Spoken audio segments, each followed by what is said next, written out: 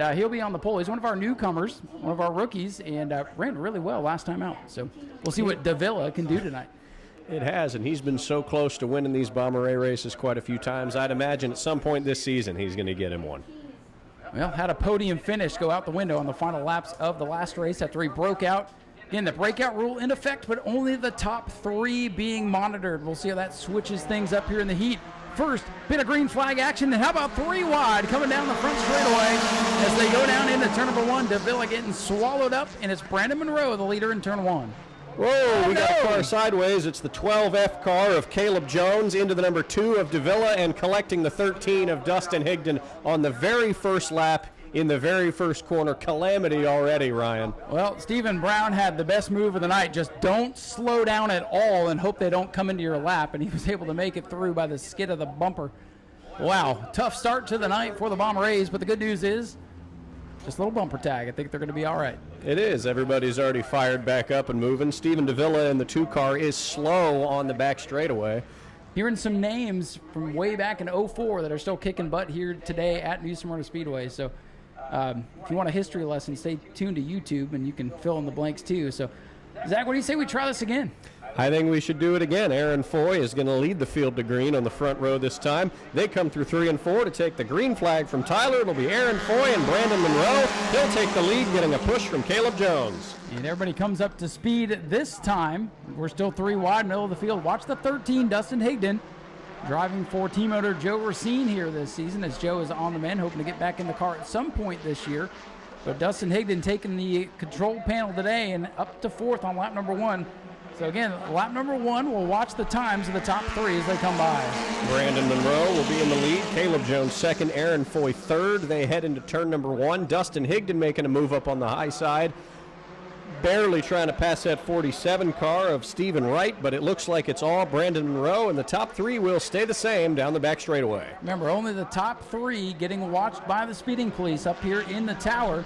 So the rest of the field can have at it, but if they get into the top 3, they got to be careful, and it was close at the line.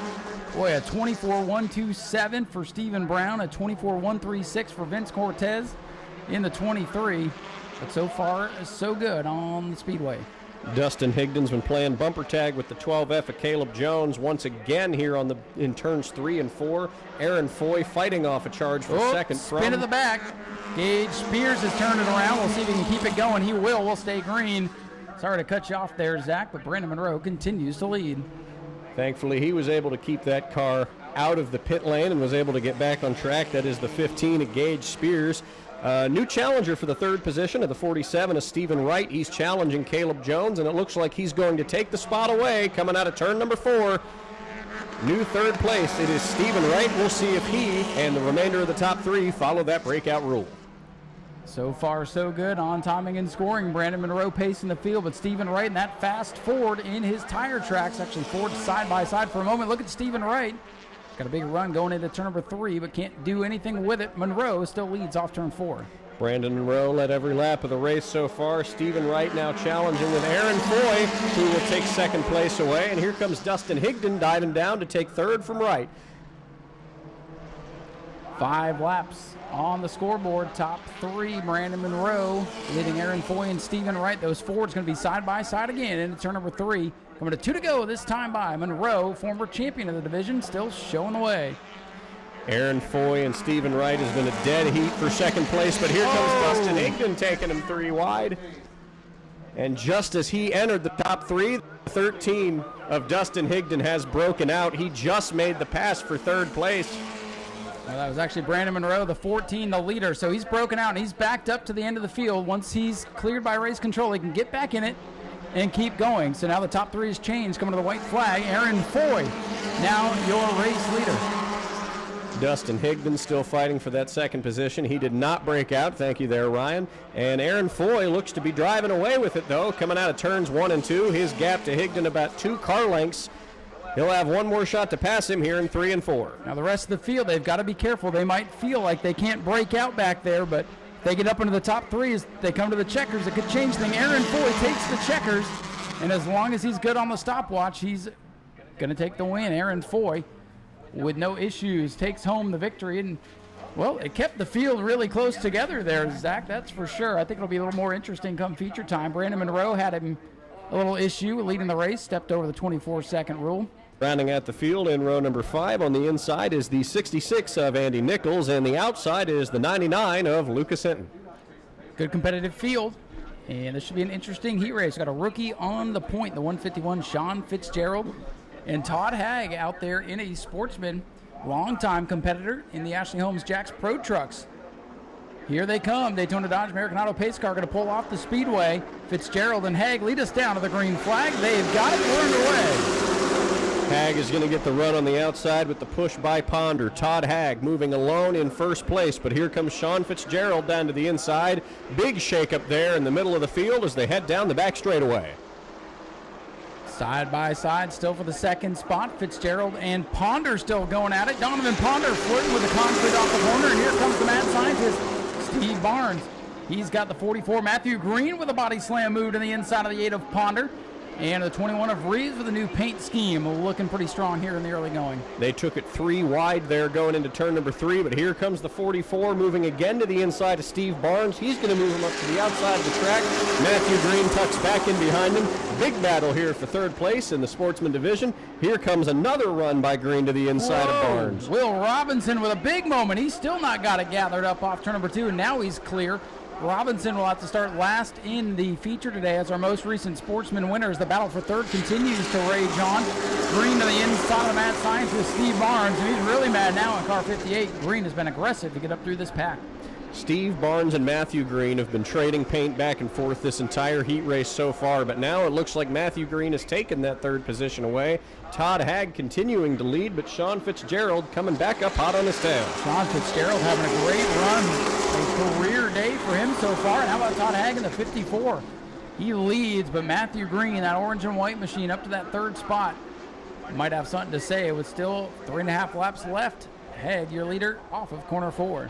Steve Barnes side by side for the 4th position with Donovan Ponder, who has now shut the door on him. Top 5 nose to tail as they head into turn number 1. Todd Hagg continuing to lead in the Sportsman division. He's normally a Pro Trucks driver, as you said, but he's showing the way out there today. Boy, Will Robinson really struggling at the back of the field in the 51, our most recent winner. He knows he has to start in the back for the feature, not really in the points race, so might just be saving that car for the main event, but struggling with it right now as the top 7 are still pretty well packed together down the back straightaway. Will Robinson has been pretty loose almost this entire race. Even those first couple laps, I saw him really shaking going into turns 1 and 2.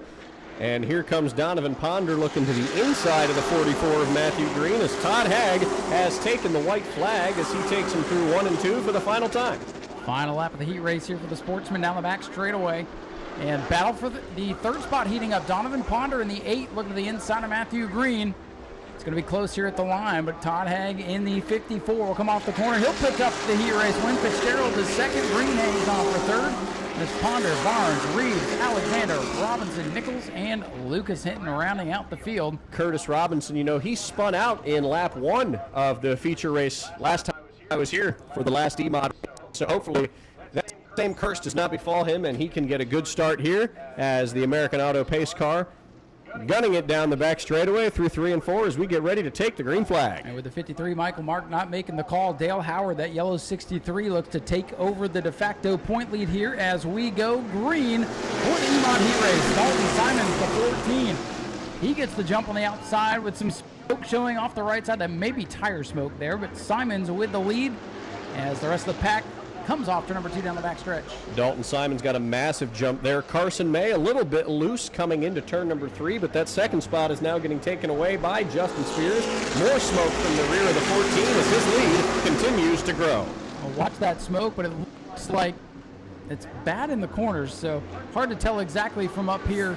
That car did have mechanical problems last time we raced, so we'll keep our eye on that. Justin Spears, first time out in an E-Mod this season, up into the second spot, looking pretty sporty right now. Side by side battle for third with the 10 of May, the 75 of Robinson. Carson May challenging for third with the 75, but here comes Eugene Tuminello now putting his name into that conversation. He tried to move up on the high side, but Curtis Robinson shut the door. 3 wide moving into turn number 3, and in the middle is the 7 of Ken Copley. He gets shuffled out to the back. A little bit loose there as well as the 5 of Chris Lawrence. Where the point's going to get shuffled up big time as the top 2, the 12 and the 63, mired back in the field. Justin Spears did not run the first race of the season, so he's not in contention. Eugene Tuminello up to the 4th position. He'll start on the back of the field for the main event as the most recent EMOD winner. A lot happening as the field sorts itself out. Curtis Robinson struggling, car number 75. Dylan Sale will sail to the high side there in turn number 1, try to get around him. Not going to do it this time. Back up front, Dalton Simons continues to lead. Justin Spears got closer and closer to the back of that 14 car, but he kept backing off as they made it down the back straightaway. I think he might get one little more push to try to get that lead away, but right now it is Dalton Simons running away with it. Here comes Tuminello challenging May for third. Dylan Sale all over the back of the 75 as that battle continues to rage on. Sale now going to look to the inside as Ken Copley has worked his way from no practice from the back of the field up into the top 5. Leader continues to be the Tomahawk, Dalton Simons. Eugene Tuminello looking low, moving to try to take the 3rd position away from Carson May. He got a nose there in turn number 2, but now it's May shutting the door through 3 and 4. It'll be 1 lap to go, this time at the line, and Carson May, a sizable lead as he heads into turn 1 and 2 for the final time. Justin Spears starting to fall back as Tuminello gets sideways. Big save, and look at the battle for second. Justin Spears, the maiden voyage for that car might come up just a lap or so short here in the heat race. He's going to try to stay out there and finish this one as they come to the checkered flag. Dalton Simons is going to win it. Carson May 2nd and 3rd at the line. Eugene Tuminello steals the spot. Justin Spears 4th. Ken Copley, Dylan Sale, Dale Howard, Chris Lawrence, and Curtis Robinson going to round out your field. Well, that was a wild scramble there. What's it going to take for you to come from the back to the front tonight? I mean, I just think preparation. I've been mentally preparing myself for weeks and weeks just so I can get in this car and hopefully be a top 3 finish. I think that's absolutely in the cards for you. You brought up Bad Fast number 10 here with a sick-looking paint scheme. I noticed your dad, Brad, out there drives number 9. You picked number 10. Is there any sort of significance to that, or is that just a coincidence? So my dad used to drive the number 10 car when he was younger, so I thought I'm younger, so I'll take it over. There you go, keeping the legacy alive. Good luck tonight, Carson. We'll talk to you later. See who else we can find out here walking on the grid tonight. Looks like we got Todd Hag in the 54. You won your heat race. You hail from Winter Garden, Florida. That also happens to be my hometown. Bad Fast number 54 here tonight. With that invert, you're starting in the middle of the field. I asked Carson what it was going to take for him to get to the front. What's it going to take for you? Patience. That's all it is, really, isn't it? Yeah, it's a lot of fun. I'm just happy to be here. Nice and good definition. Do the drink. Absolutely, and from one Winter Gardener from another, I wish you good luck tonight. Thank you. We'll keep walking around down here on the track tonight. Who else can we find out here? We've got the 57 car. That's Jeff Johnston. You've got a sick-looking car tonight, and you set some good qualifying times, and now you've got quite a good position in this heat race from the invert. What's it going to take for you to win tonight? And also, any inspiration behind this paint scheme? Because it's cool as hell, and I really enjoy it. No inspiration, just something I thought of. And it's going to take patience to stay up front and win the race. Because we got a lot of good competition out here. Patience will pay off. Patience seems to be the underlying theme here of racing, and I wish you good luck tonight, Jeff. We'll be pulling for you up there in the tower. Walking further on down pit road alongside the track, we've got the number 407 car here. That's Jason Vale. He won the Pro Late Model race last time we were around. Jason, you think you can repeat that tonight? Yeah, I hope so. Just get a couple laps going and settle in and see how it shakes out. I think so. You've got the number 407. You're carrying the city of Orlando on your back tonight. You were looking bad fast in this heat race. These flames on the car really popping at tonight, and we're all just going to wish you luck. Anyone you want to thank for getting you here tonight? Just my mom, my dad, and everybody that helps me out on the car. Family is racing after all. Jason, thank you. Have a good race tonight, buddy. Race fans, I was just handed a card here that there will be a Bomber A vehicle for sale. It is a Saturn 38. It is $3,500. So if anybody here is... Excuse me. Sorry about that. Microphone's cutting out. Anybody out here looking to get into racing or wants to buy a Bomber A car, it is $3,500 for sale. That is handed to me on a business card for Ernie's Lawn Service. Phone number of 954-696-9118. And over here, I've just got Caleb Jones talking to me in the number 12F. He's told me that his car now is also for sale for $4,500. Caleb, how did that come to be? I want to race in the Bomber Bs, trying to move up. There you go. That's all it is. And this car, bad fast. I've seen you race it a couple times, and you're trying to make a name now in the Bomber Bs out here. Yeah, well, we'll try and race forward this time and not backwards like we did at the start of the heat race. But we'll see what she's got. Lord willing, we'll put it on the podium.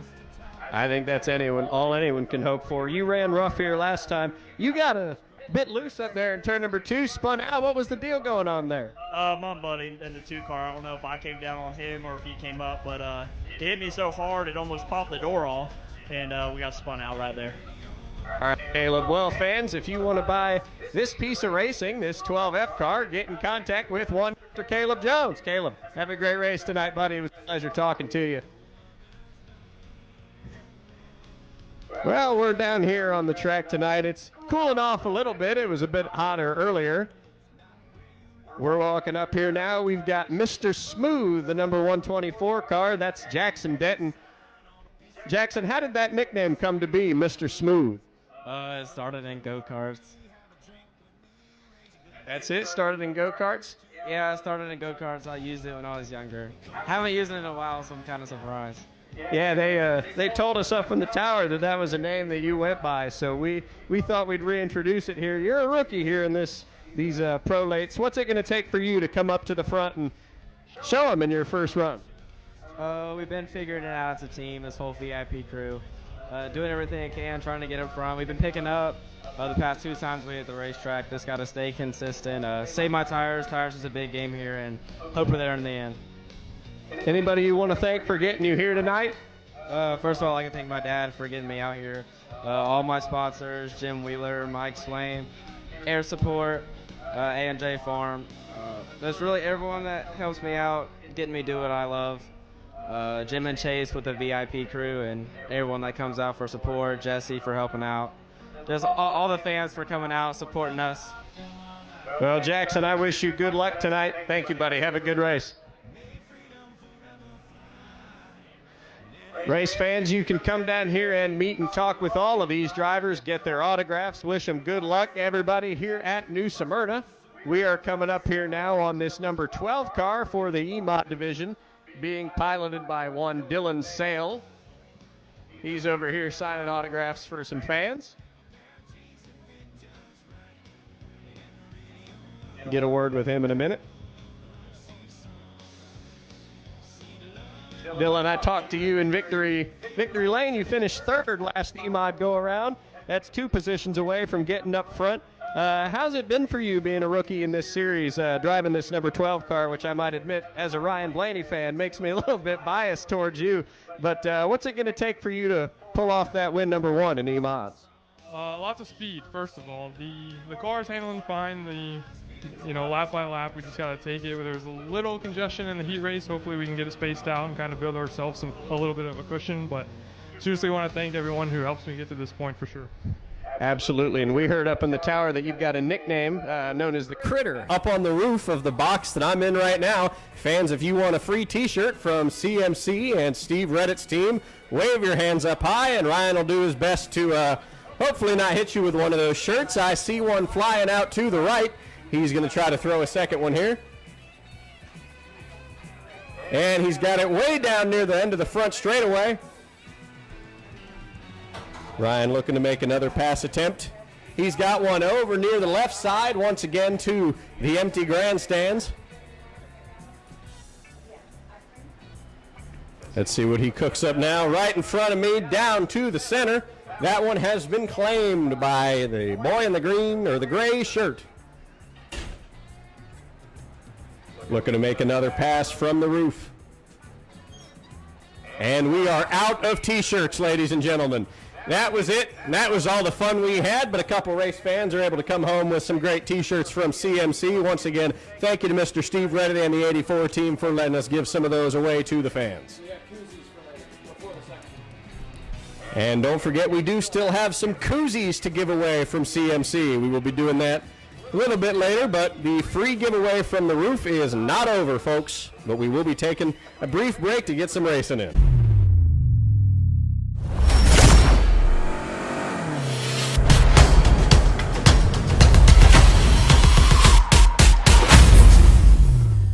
Starting on the pole as they head down, EJ in the American Auto Dodge pace car is going to gun it down the back straightaway as these drivers are anxious and ready to take that green flag. And Williams and team not going to make it here in race number 1. Heartbreaker for him. He was looking to make his debut here tonight. So that leaves us with just these 7 to settle amongst themselves. Good news for them. A good finish around the corner. But let's see what happens. Green flag is out for the Hoosier Pro A Model Challenge Series race number 1 as they race into turn number 1. It's going to be Dylan Williams who's going to get the shove from Brad May to take the lead right out of the gate. But Brad May up into the wall. He falls back to the 4th position. Dylan Williams clear in the 1st position. Brad May trying to take 3rd back from the 407 of Jason Vale. Boy, that was almost tough news for our fast qualifier. Jeff Johnson, the 57, slipped up there, and Brad May was to his outside. Veteran able to dial it in. Look at him go top to bottom, looking for 2nd on the back straightaway. Much better story this time down the back stretch for Brad May. Brad May is going to take the 2nd spot away from Jason Vale. He's setting his sights on Daniel Webster in the 1 machine. Webster going to clock off another lap led. Battle for 4th position now. Here comes Jackson Denton. Daniel Webster out in front, going to try to use that clean air to his advantage. Yes, clean air does matter on this big, fast, half-mile high bank speedway. Webster out in front, but here comes the mayor, Brad May. May trying to close in on him early in this one. Jackson Denton trying to battle for that 4th position again with the 57 of Jeff Johnson. He's tried to get that spot, and it looks like he's going to get it side by side with him down the back straightaway. Johnston with a nose ahead, but here comes Mr. Smooth back on the inside. Good side-by-side battle. There's the pole sitter beginning to fade. Jeff Johnson in the 57 had a good run going in the 1st round of Twins back last month. Got wrecked out of that one, but that car pushing big time off the corner, almost knocked down the wall off turn number 2. He settles in now to the 5th spot ahead of Lucas Hinton, the 99. Up front, though, battle for the lead. We need to heat up just a bit with Webster still out in front. You know, we were talking earlier, Ryan, about this big 3 that's up at the front of the field. They took no time at all to position themselves in those first 3 spots. Webster, May, and Vale, nose to tail, 1, 2, 3. Webster is going to get the lead, but Brad May is closing towards that back bumper with each passing lap. Things beginning to settle in here a little bit as the butterflies begin to go away, and the battle for the lead heats up off turn number 2. Brad May looking pretty quick right now as he's on the back bumper. Daniel Webster. Webster not in attendance for the first race of the series. Trying to hold off Brad May and Jason Vale. May and Vale tangled in race number 2 the last time this division hit the speedway. So no love lost there, and the top 3 coming together now down the back straightaway. Going to be a battle for the lead, perhaps in turn 3. Brad May got a big run down the back straightaway that time by, but Jason Vale has taken all the air off the back of that car. But May is closing. He's less than a car length away from Webster. He might try to make a move here. He's getting a run through 3 and 4, but Webster pulls away. But here comes Vale now closing in on May for 2nd. Oh, they're like bouncing like ping pong balls between one another. The 9 will close up on the 1, then he'll lose his nose. Vale will close up on the 9, and then they get separation. For now, Webster leads already 9 laps in the books. This one going by quickly. The top 3, as we predicted, Zach, running 1, 2, 3. Webster, May, and Vale as they race into turn 3 once again. Jason Vale tapping the back of Brad May, sending him up high. Jason Vale's going to take the 2nd spot away. These 2 have a history. They wrecked each other racing for the lead here last time around. Brad May closing in to the back of Jason Vale, and this race just got a whole lot more interesting. Now, Brad May's not going to like that move too much, but Brad also a racer. He's one of the most calm guys in the pit, so he'll settle back in, try to cool his tires, and go back on the attack. For now, Daniel Webster with a little bit of cushion. He's got about 4 car lengths on Jason Vale. That 407, the fastest car on the stopwatch right now. Our leaders are coming up now on the first slow car. Steve Reddit in the 84. They're about half a track away from him. They'll probably catch him in the next couple laps, and you got to wonder, is he going to defect to the bottom of the track, or are our race leaders going to have to play around with this slow car and maybe use him to make some strategic passes? Definitely could mix things up. They want to get him possibly on the straightaway and not have to deal with him in the corners, as they could throw him off their line a little bit. Reddit, though, a veteran racer, knows when it's his time to get down and out of the way. Usually very respectful. Trouble turn 4. Around goes the 57 of Jeff Johnston off the front bumper of the 99. Lucas Hinton, nothing intentional there, just a hard race gone bad. Johnston goes around in 4. He'd been struggling with the handle of that car. The 99 able to pick up the throttle a little bit faster than Jeff Johnston. Little love tapping around he went. Caution out for the first time here this evening with 13 laps in the books. Johnston still stopped on the track, but as I say that, he's now turned around. He's gotten that machine moving. Very battle heating up there for the lead between the 1, the 407, and the 9. They were just coming up on Steve Reddit in that 84. Now those cars at the back of the field, they do have to stay on that outside lane. That is their lane for the restart. We picked it for the 124. Everybody else picked it themselves. 57 at the end of the longest line for pitting, but here we go, ready for the restart with 13 laps complete. Daniel Webster, your leader on the high side. Jason Vale on the bottom. Who prevails down into 1? It's going to be Daniel Webster and Jason Vale. Dead heat going through turn number 2. It looks like the 407 is going to get the advantage, but here comes Brad May now to the inside line, giving him some help. They're side by side through turns 3 and 4, but it looks like it's going to be Jason Vale holding on to the lead as he holds off Daniel Webster. Boy, they touch going into 1. Up the track they go, and Vale hits the loud pedal. He'll take off turn number 2. Brad May not able to take advantage of those two running side by side. New leader in clean air now, Jason Vale, but here comes Webster to the back bumper to get him loose. Webster took all the air out of the 407 right there. He shut the door on him. Here he goes, looking up high. He's going to wait for Vale to make a mistake, but it looks like he's going to get a run there down the inside line. Hopefully he can get some help from Brad May. Jason Vale holding on to the lead by a thread. Top 3 still in each other's tire tracks. Lucas Hinton has worked up into 4th. We'll watch Jackson Denton now work on the 57 of Jeff Johnson. Try to work himself back into the top 5, but again, looks like the battle in this one will be amongst that top 3. Vale, Webster, and May. Jason Vale still in the lead. Daniel Webster not going to let him go easily. Brad May, right now I think he's just hanging out in 3rd, hoping these two make a mistake or take each other out, because we know May has a fast car and we know the strategy he uses here. I think he's just waiting around. Brad May in what we call the catbird seat, just hanging out right now, letting the other two duke it out, maybe try to take advantage, but I don't know, that 407 looking pretty quick out front, starting to pull away. Jackson Denton's 124 has worked his way back up around the 57 machine, up into the top 5. It's going to settle back down with 18 laps complete. Jason Vale, a bit of a sizable lead now over Daniel Webster in the 1 car. The field getting a little bit spaced out here as we come up on lap number 19 clocked on by. It's the 407 alone in first place. Daniel Webster keeping about a 2-car gap from there and about 3-4 car lengths back to Brad May. That gap is growing. Webster slowly closing the door. Yeah, Webster's not going away. Vale with about 3, 4, maybe 5 car lengths as they go down the front straightaway, but Webster staying close. Maybe trying to cool his stuff, keep some tire for later. Maybe Vale will run his stuff. That's the tough part about leading, Zach. It's real easy to step over the line and burn your tires off when you're the lead car. It really is. When you've got nothing but clean air, you're using essentially all of your power to keep it that way. Daniel Webster keeping his distance just a little bit. The field's getting very, very spread out now as we come up close to the halfway point. Steve Reddit, however, the slow car, the leaders are probably about 5 or 6 laps away from catching him. Last time we said that, though, a caution changed everything. Now that 124, Jackson Denton, I've been watching him as Zach's been watching the leaders. Denton closing in on Lucas Hinton. Looks like we're going to have a battle for the 4th spot. It's the first timers try to duke it out for the spot just outside the podium. That could be a good position to be in if the leaders start to have problems, which we've seen that happen all season long. Leaders up front not able to make it to the finish. That could be an important battle for potentially a podium position as Jason Vale starting to extend that lead as we close in on the halfway point. Jackson Denton and Lucas Hinton now within a car length of each other once again, battling for that fourth position. But here come the leaders closing in on that slow car of Steve Redditt. They have caught him. It is Jason Vale taking a look up at the high side. Redditt pulls to the low side. Next time by, they'll receive the halfway signal. We are halfway home, and Jason Vale in command. Vale able to tiptoe around 84. Redditt takes the cross flags. Halfway home now, 25 down, 25 to go. Brad May has fallen off of the leaders now.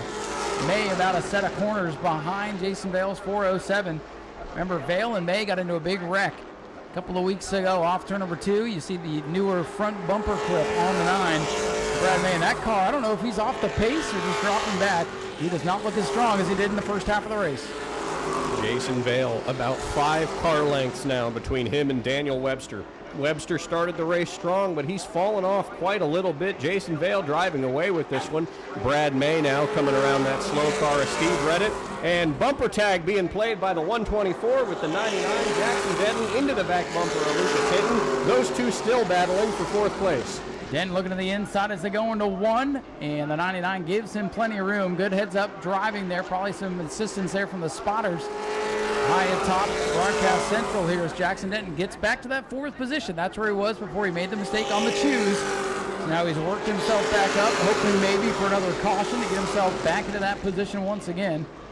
The rookie driver's worked up to 4th, and I don't know, he looks faster than Brad May right now. Looks like Brad May is struggling with that race car as Jason Vale puts lap 29 up on the scoreboard. He does. I think we could see him catch Brad May in 4, maybe 5 laps. He's getting closer and closer. And Jason Vale is getting further and further from Daniel Webster. He's racing about a turn ahead of Webster now as this back half of the field now. Here comes the 124. He's about 2 car lengths closer to Brad May than he was last time around. He could be challenging for that last podium spot. Defending Pro Late Model Challenge Series champion Jason Vale, your leader, inside of 20 laps to go. Daniel Webster still there in the 2nd spot, but losing touch with the leaders. Watching the battle between Jackson Denton and Brad May. Denton is 2/10 quicker than car number 9 right now. And we'll see if he's got enough time to close in. Brad May picked it up a little bit that time. He was actually quicker than the 124, so we'll watch that battle for the 3rd position as the lead has pretty much settled down for the time being with 18 laps to go. Our leaders are coming up once again on Steve Redditt's number 84 machine to put him a 2nd lap down. They're about a straightaway away from him. The 124 has closed the gap a little bit more as we're looking over there. Denton closing in on May. The leaders getting closer and closer to this lap car once again. Zach, something to think about here. These drivers do have to use the same set of tires in race number 2. Brad May able to pick up his pace when he needs to.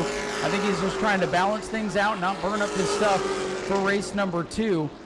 Because as soon as the 124 closes in, Brad picks up his pace just a little bit. And the 124 starting to dance around. Might have used up his tires pretty good working through traffic. So we'll see what happens as things wind down here in race number 1, but you got to think ahead to race number 2. Jason Vale, your leader, the black 407 machine off turn number 4. It's got the mellow yellow lookalike number 1 for Daniel Webster, trying to keep him honest, and a ways back over a straightaway behind. In 3rd, it's car number 9, Brad May, as he streaks down the straightaway. Now Jackson Denton and Lucas Hinton rounding out the top 5 as the 57 of Jeff Johnson's off the pace. Jeff Johnson pulling into pit lane as the leaders go by that 57. Since that spin, he's been very slow and off the pace.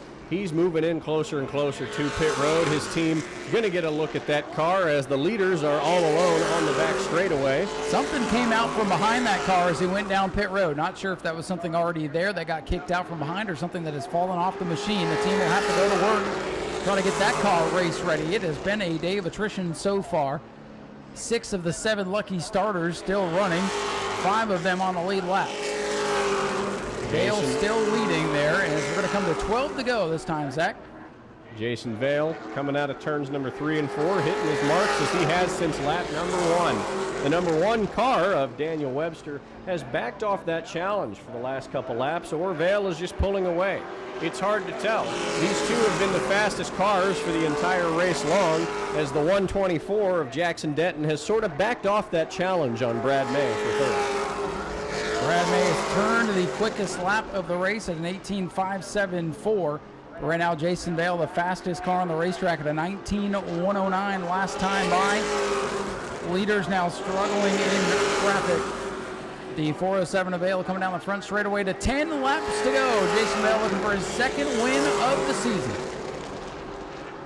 Jason Vale coming up on that 84 car again, but he will also this time come up on the 99 and 124. That backpack of cars kind of coming together.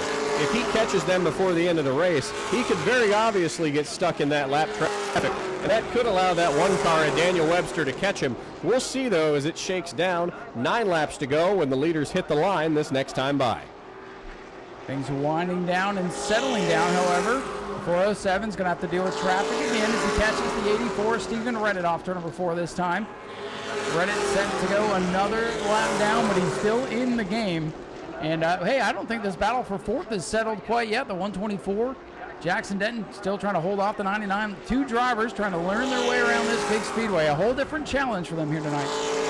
These two have been battling, and more importantly, in their battling, the leaders are closing in. This battle for 4th between Hinton and Denton is getting closer and closer, and the 99 is gaining speed on that 124 as Jason Vale thunders along on the back straightaway, practically in his own zip code from the number 1 car as we hit 7 laps to go as the leaders hit the stripe.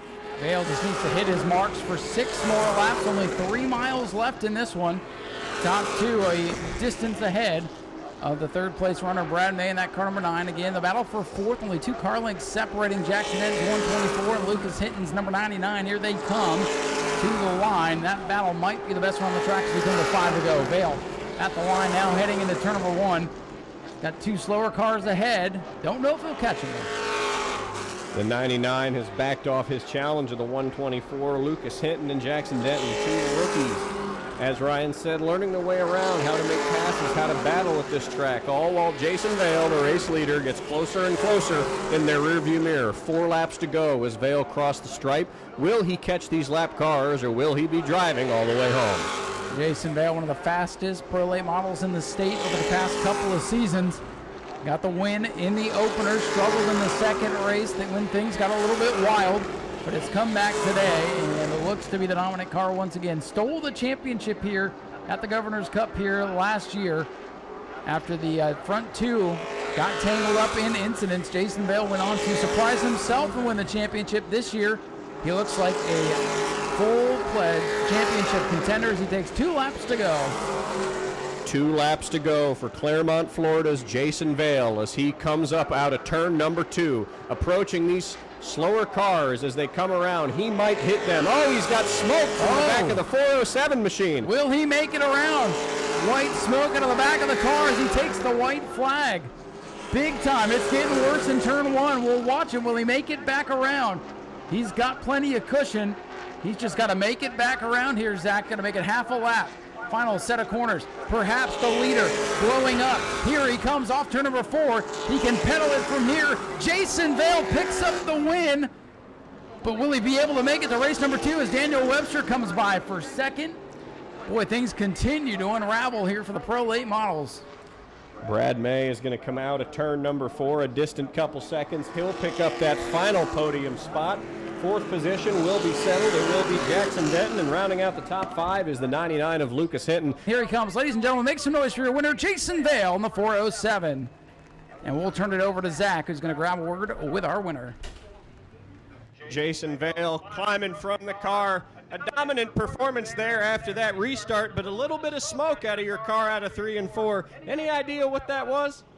No, we'd like to pop the hood and see, though. Maybe an oil line came off or something. I don't know. It was still under power. We'll see if we can get it fixed. As the winner of heat race number 1, you have the power to draw the 50-50 raffle fans. The grand prize tonight was $238. The winning ticket number 001649. Again, that ticket number is 001649. Will the winner please collect their prize money at the conclusion? Jason out here, he's looking under the hood of this machine, but congratulations on your win. Thank you.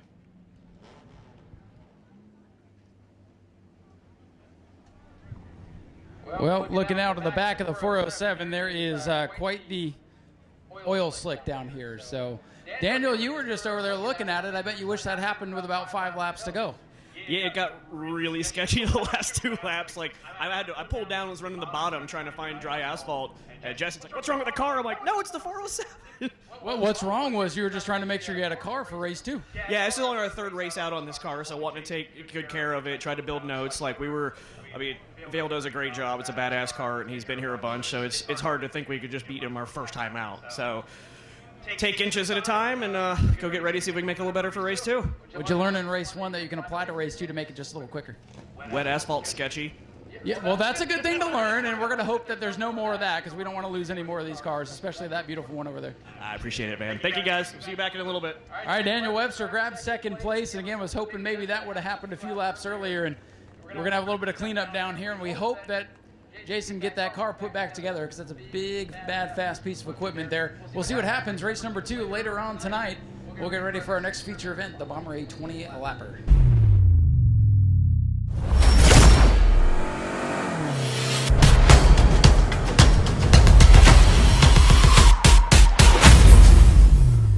If all is good or if there's been any changes, we'll let you know once we get word. But the lights are off in the Daytona Dodge American Auto Pace Car. We're looking for green flag racing once again off turn number 4 for the Bomber A division. 20 laps.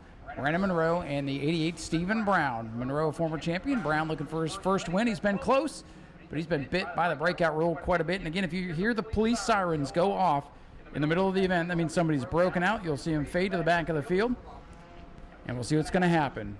Here we go, Zach, off of turn number 4.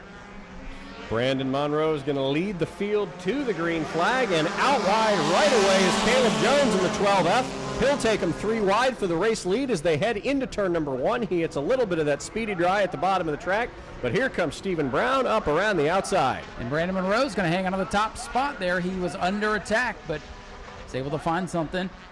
That white and pink number 14 is going to hang on to the lead as they slip and slide. The 13 cars off the pace in the back of the field. Gage Spears not having a good time. Gage Spears ducks onto pit road. A disastrous start for the number 13 team. Side by side now for the 3rd position. Aaron Foy will take it away from Stephen Brown. The number 7 now moves into that ever so watchful top 3. The 47, however, that's Stephen Wright. He's making moves all the way up to the 4th position now, or the 5th position, excuse me. Now he's hungry for 4th.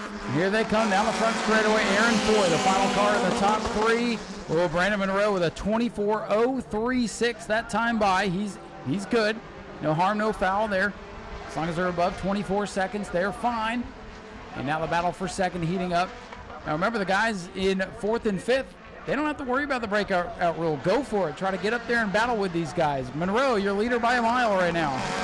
Aaron Foy is making the battle for 2nd with Caleb Jones a little bit more intense. He's pulled closer and closer every lap. Now he's at the rear quarter panel of that number 12F machine. Now he's at the side. Now they're side by side for the 2nd position. He'll get some help from behind by the 47 as he is, and here comes Stephen Brown to try to take it 3 wide. Stephen Davila in the 2 car working the middle. He went under 24 seconds last lap, but he was not in the top 3, so he's all good. Everybody good that time by in the top 3 as well. Zach's watching the action. I'm watching the stopwatch, and everybody's watching the 2 of Davila try to work up through the field. Monroe still your leader. The 88 of Stephen Brown has taken it 3 wide in that turn several laps in a row now. Brandon Monroe a little bit loose out of turn number 4, but he's on a nice little Sunday drive. Aaron Foy has closed the 2nd position off from everybody else. Caleb Jones now looking on the high side to take 3rd away from the 47 machine. That's Stephen Wright. All good that time by, and you see this field bunched together as Stephen Wright moves up into the top 3 around Caleb Jones. Jones in that red and white machine back to 4th, and here comes the white number 2. Davila with a run, but had to get on the binders as Jones closed the door. Monroe at the line. Aaron Foy ducks low going into turn number 1, but he just could not get a run, and there we have a breakout, everybody. The 3rd position driver, Stephen Wright, in the number 47, has clocked a lap under 24 seconds. He will be dropping to the back of the field. First shakeup of this top 3 breakout rule. Welcome to the top 3. Go to the back and do it again. 47 is clear. He'll get back in the game.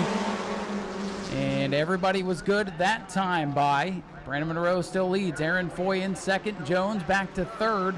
losing some ground now on the leaders.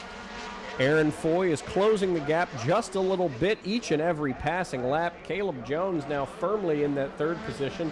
Here comes the 2 car of Stephen Davila. He is looking to take the third position away, and ducking low is the 47 of Stephen Wright. He takes him 3 wide to punch his ticket back into the top 5. Now the 14, Brandon Monroe, still leads. He just ran a 24.066, so he is flirting with the 24-second rule. And looks like we might have a new third-place runner, Stephen Davila. I keep wanting to call him what I called him a couple of weeks ago. Davila up to third, and watch, he gets on the binders and lets Jones go to third. Everybody's good, though. Everybody's good. Stephen Davila, I was just about to say, I thought that lap looked a little bit too fast. He slammed on the brakes to relinquish the third position. Now Caleb Jones in third, and here comes the 47 of Stephen Wright.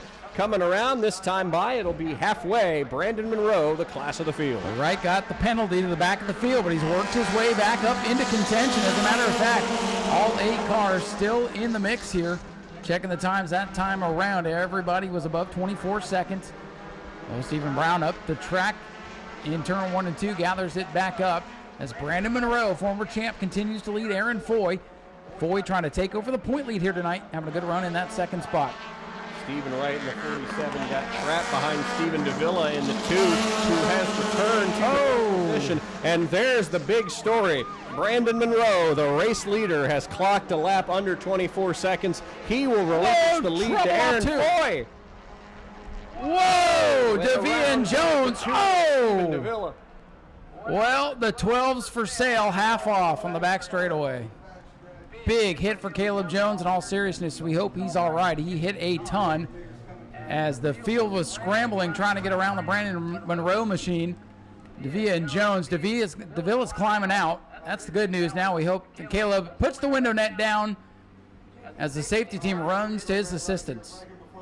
My goodness. And we have a caution on the track right as our leader broke out. Chaos in the back half of the field. Caleb Jones, who was a strong top 3 contender all night long, in the wall on the backstretch at New Smyrna. Stephen Davila, one of the fastest cars of the day. He's now at the back with a torn up front end. Hopefully the safety crews can confirm that our drivers are okay. Stephen Davila out of the car. Caleb Jones has put the window net down. And he's climbing out. Climbing from the car. Goodness. Always a great sight to see. Well, you know, we were talking to our general manager a little bit earlier today about the changes to the 24-second rule, and he made it very clear in the drivers' meeting that rule is not going away if he's around here. And part of the reason for that rule is to keep these cars from getting any faster than they already are. You just saw right there, you're going fast here, and you can hit really, really hard. I mean, that 12 car, it's hard to get a good look at it from up here, but that thing is torn up. I think it buckled the roof and everything. Again, that rule is in interest of competition and safety, and we saw it right there come into play. So, you know, I know the drivers, they don't like messing with it, and they basically hate racing the clock too, but again, we want to keep everybody safe and having a good time, and that right there is case in point. That rule is not going anywhere. If you wanted yourself a good deal on a bomber, go talk to Caleb. I'm sure he'll sell you what's left of it, and I don't know, this might force his hand up into the Bomber B's a little bit quicker. It might, and Bomber B's fans, for those who don't know the difference between a Bomber A and a Bomber B car, these Bomber A cars run 4-cylinder engines, and the Bomber B cars run 6-cylinder engines. 6 and 8. They're 6 and 8-cylinder engines, and bodies are a little bit bigger. We see a lot of old Ford Crown Victorias running in the Bomber B division. We see a few Chevy Monte Carlos running in the Bomber B division. A couple of Buicks from time to time. Buicks. And the Mustang. You got the Mustang we out do have there. the Mustang, the Black Pony, Ben Say. Hasn't had much luck this year, but, you know, a lot of racetracks run the Crown Vic division, and, you know, we decided not to limit the Bomber B division to one specific type of car, because eventually we're going to run out of those Crown Vics. And then where does the division go? So we have it kind of wide open, but we do get a lot of Crown Vics, because right now they are plentiful, but as things evolve, you'll see a new type of car. If you would like to buy what is left of Caleb Jones's red and white 12F machine, get a hold of him. Maybe you could fix it up and bring it out here. Yeah, what did he tell you it was for sale for? I believe $4,500. Maybe $4,000. You know, give him $1,000. I bet he'll give you what's left. Put a door on, get a new right front. No big deal. You'll be back out here in no time. We sound like really bad used car salesmen. We do. Up here. Sorry, Caleb. This is the worst Meekum auto auction ever right here. No doubt. We are not Mike Joy. at that classic auto auction there. My goodness, that car is torn up. You think these cars aren't going fast? Goodness gracious. Charles Frill going to come down and try to help him out here. Charles, the push truck down the front stretch. There he is. Kind of attrition thus far, and it all started back in practice this morning when a couple of our competitors went out before we even really officially opened the gates for tonight's competition. So it's been a rough summer afternoon / evening tonight. Aaron Foy, the point leader, looking to finish things off strong. Vincent Cortez looking for his first win on the outside. And it's Dustin Higdon in the 15. Stephen Brown, 88. Brandon Monroe, the former champ, on the tail of the field. Green flag back in the air for the Bomber A's. And Monroe going to go through the dirt. Monroe trying to make the pass in the grass. Shades of Dale Sr. He moves down to the inside, and here comes Vincent Cortez making a run on the outside, challenging Foy for the lead. It looks like he might get it as they head down the back straightaway. Cortez is pulling away. And his fans are happy about that here, sitting in the main grandstands. They're cheering him along. Blue car, Cortez on the high side. Aaron Foy on the bottom in bright yellow to the line. Dead heat, but Foy with a bumper out in front, leading that time by. Checking the lap times. Everybody's good to go. Looks like it's all good. Whoa! Oh, we've got an issue. It's the 15 car of Dustin Higdon sideways in turn number 2. He remains stalled. No, it starts to roll. We'll see if we stay green. The field is in turn 3, and Higdon is creeping along the bottom, and yellow flag going to come out. There is the yellow flag. He'd be in the a bad 15 car spot. still stopped on the infield of turn number 2. He sort of went for a ride all by himself. The back end of that car sort of got out from underneath him. Yeah, that tells you that car's not handling very well, because Higdon's one of the best drivers in the field, no doubt about it. He has not had much fun in turn 2 this year. He has not.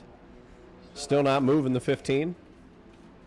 He'll wait a push here as that car stalled. He tried to get it back going, but it's really easy once you get these cars spun around backwards to stall them out as you try to keep them going.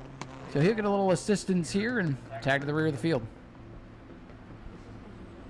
Anyway, I think we did get lap 12 complete.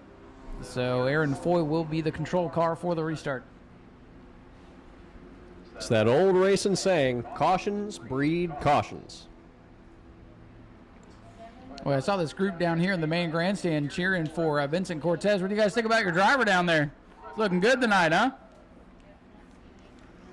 A lot of Cortez fans here in the house tonight as he battles with Aaron Foy, the current points leader, in that lime green number 7 car. Brandon Monroe making a daring move there. Shades of Dale Sr., the pass in the grass. I'm gonna challenge you, Zach. You think that's lime green? I think that's lemon yellow. I would say I think that's got more of a green tint to it. Well, all right, let's settle the debate. In the stands, you think that's lime green? Raise your hand. You think that's lemon yellow? Raise your hand. Oh, that didn't help anything. Still a split decision. That was very split down the middle. Well, you know what? The lemon lime machine. There we go. The lemon lime. There you go. He's going to want to get really far away from these guys. He very much is. Brandon Monroe might try to pass him in the grass. Well, I expect nothing short of 3 wide when the green flag comes back out here for these Bombers. Headed out of 3 and 4, picking up the pace, going through the gears. The green flag is back in the air. Aaron Foy will lead us to the green flag. 8 laps to go for the Bomber A's. Vincent Cortez in the blue machine on the high side, looking for his first win. Letting it all hang out up there. Foy in the lemon lime machine down on the bottom, going to try to fight back. Vincent Cortez inching ahead further and further. He's now almost clear of Aaron Foy as they head through turns 3 and 4. Cortez has the upper hand. Foy a little bit loose through 3 and 4 as they come around side by side at the line. Foy is going to get the advantage that lap, but Cortez not going down without a fight. Cortez riding the high side. Foy, the veteran, down on the inside. Brandon Monroe, champion of this division a couple of years ago, rides in third. Then Higdon and Brown are side by side. So the top 5 still with a good battle here as the lap's winding down. 7 to go. It'll be 6 at the line. Brandon Monroe trying to find a third line to dive down to the inside, but Aaron Foy is going to lead another lap.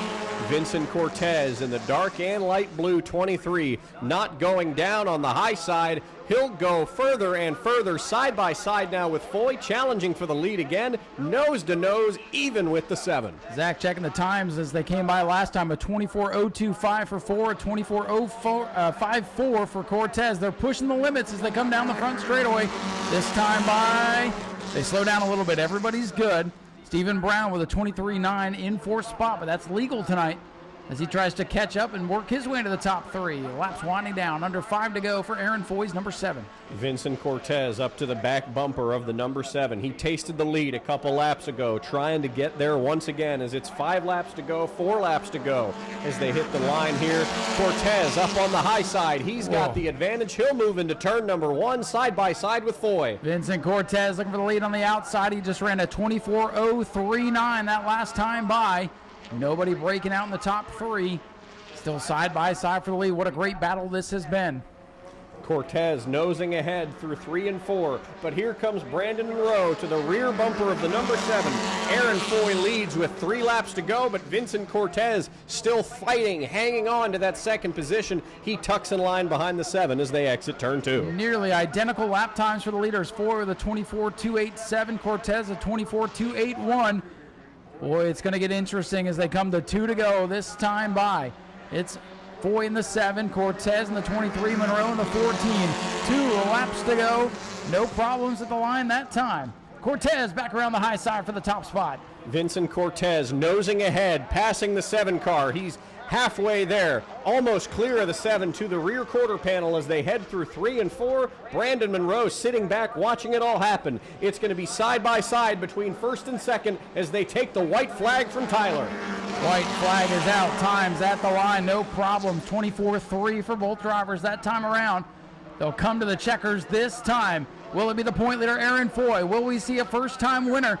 If they break out on the last lap, they go to the end of the field, so they still got to be careful.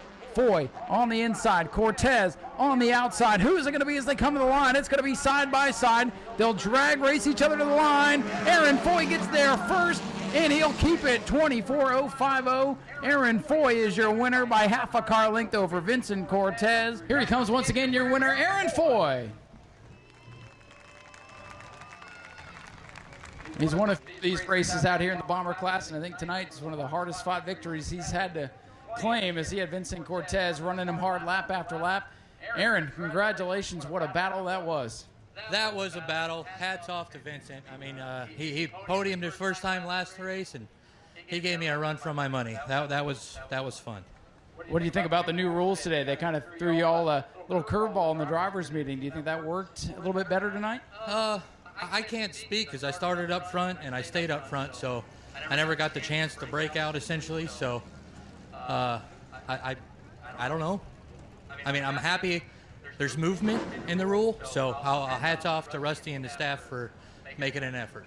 Well, hey, we appreciate you being out here and giving all the feedback and running this thing as hard as you can, because that was a heck of a race. Thanks, Ryan. Thanks, fans. Speedway Video, Racing with Ryan podcast, Jim Jones Photography, my wife, Charlie, Steven, the kids, the Bomber A gang. I don't know what happened with Caleb and Steven, but hopefully everything's all right and salvageable, and we'll do it again in a couple weeks. Well, you having a good race today, extending that point lead, so that gives you a little bit of breathing room going into the next race. How do you feel about that? Yeah, that's good. I still think it's way too early in the season to count points. I might miss a race. Dustin might miss a race. Who knows? Vincent might miss a race. We'll start counting there. A couple races to go, but from now, let's just go have fun. Now have fun and get the wins. Thanks, Ryan.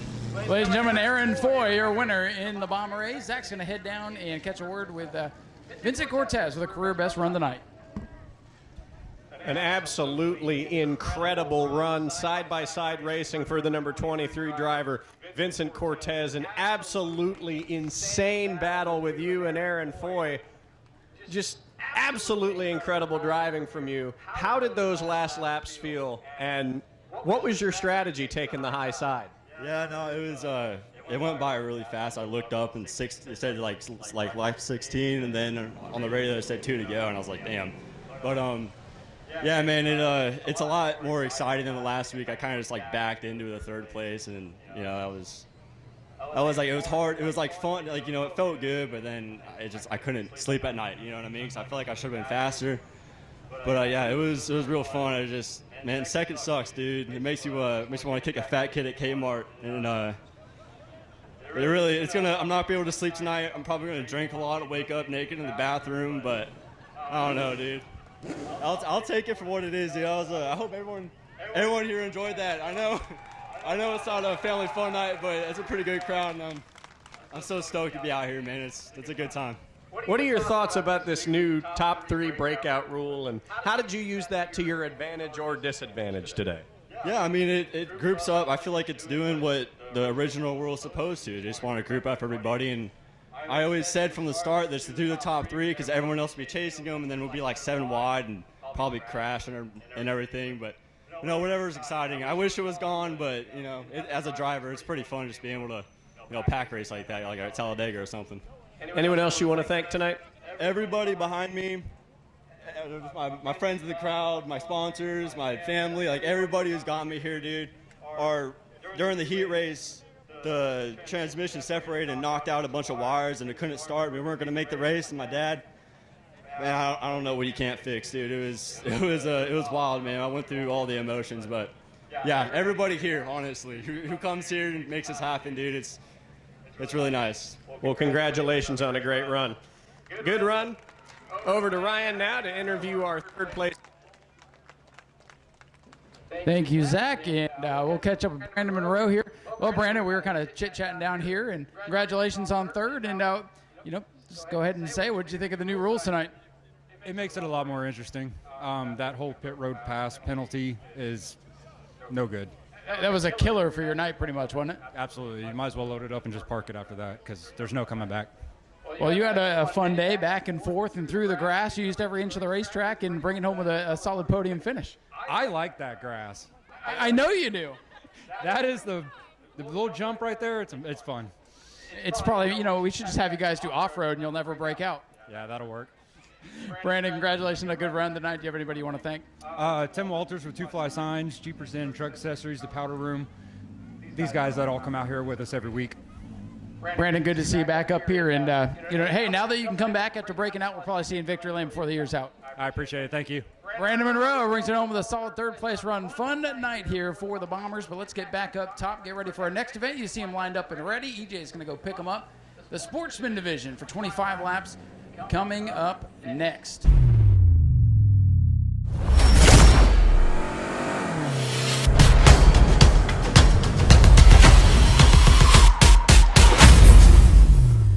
Set for 25 laps. The E-Mods will be up after them for 25 laps of their own. The mad scientist Steve Barnes on the inside. Donovan Ponder already a winner this year to his outside. Matthew Green and rookie Sean Fitzgerald in row number 2. Heat race winner Todd Hag back there in the 5th spot after getting the invert. Daniel Reeves with that new design on the outside. Here we go. Who's it going to be? Pace car is in. Green is out. We're underway for the Sportsman. Steve Barnes got the jump coming out of turn number 4. He fends off Donovan Ponder on the outside. The 44 of Matthew Green pushing early. Will Robinson in the 51 has passed 3 cars in 2 corners and is moving up fast. Slicing and dicing for Robinson, but look at the top 3. Throw a blanket on him as they go off the corner. Barnes up the track. Taps doors with the 8, gets sideways, gathers it up, but Donovan Ponder is clear of the race lead. Boy, Steve Barnes avoiding disaster there. Got very loose. He gets passed now by the 44 of Matthew Green. Donovan Ponder inherits the race lead. Will Robinson now on the back bumper of the 66. He's looking to go up another position. Light sparks there from the back of the 151 of Sean Fitzgerald. Well, one car not off to a good start is Todd Haggs, number 54, the heat race winner.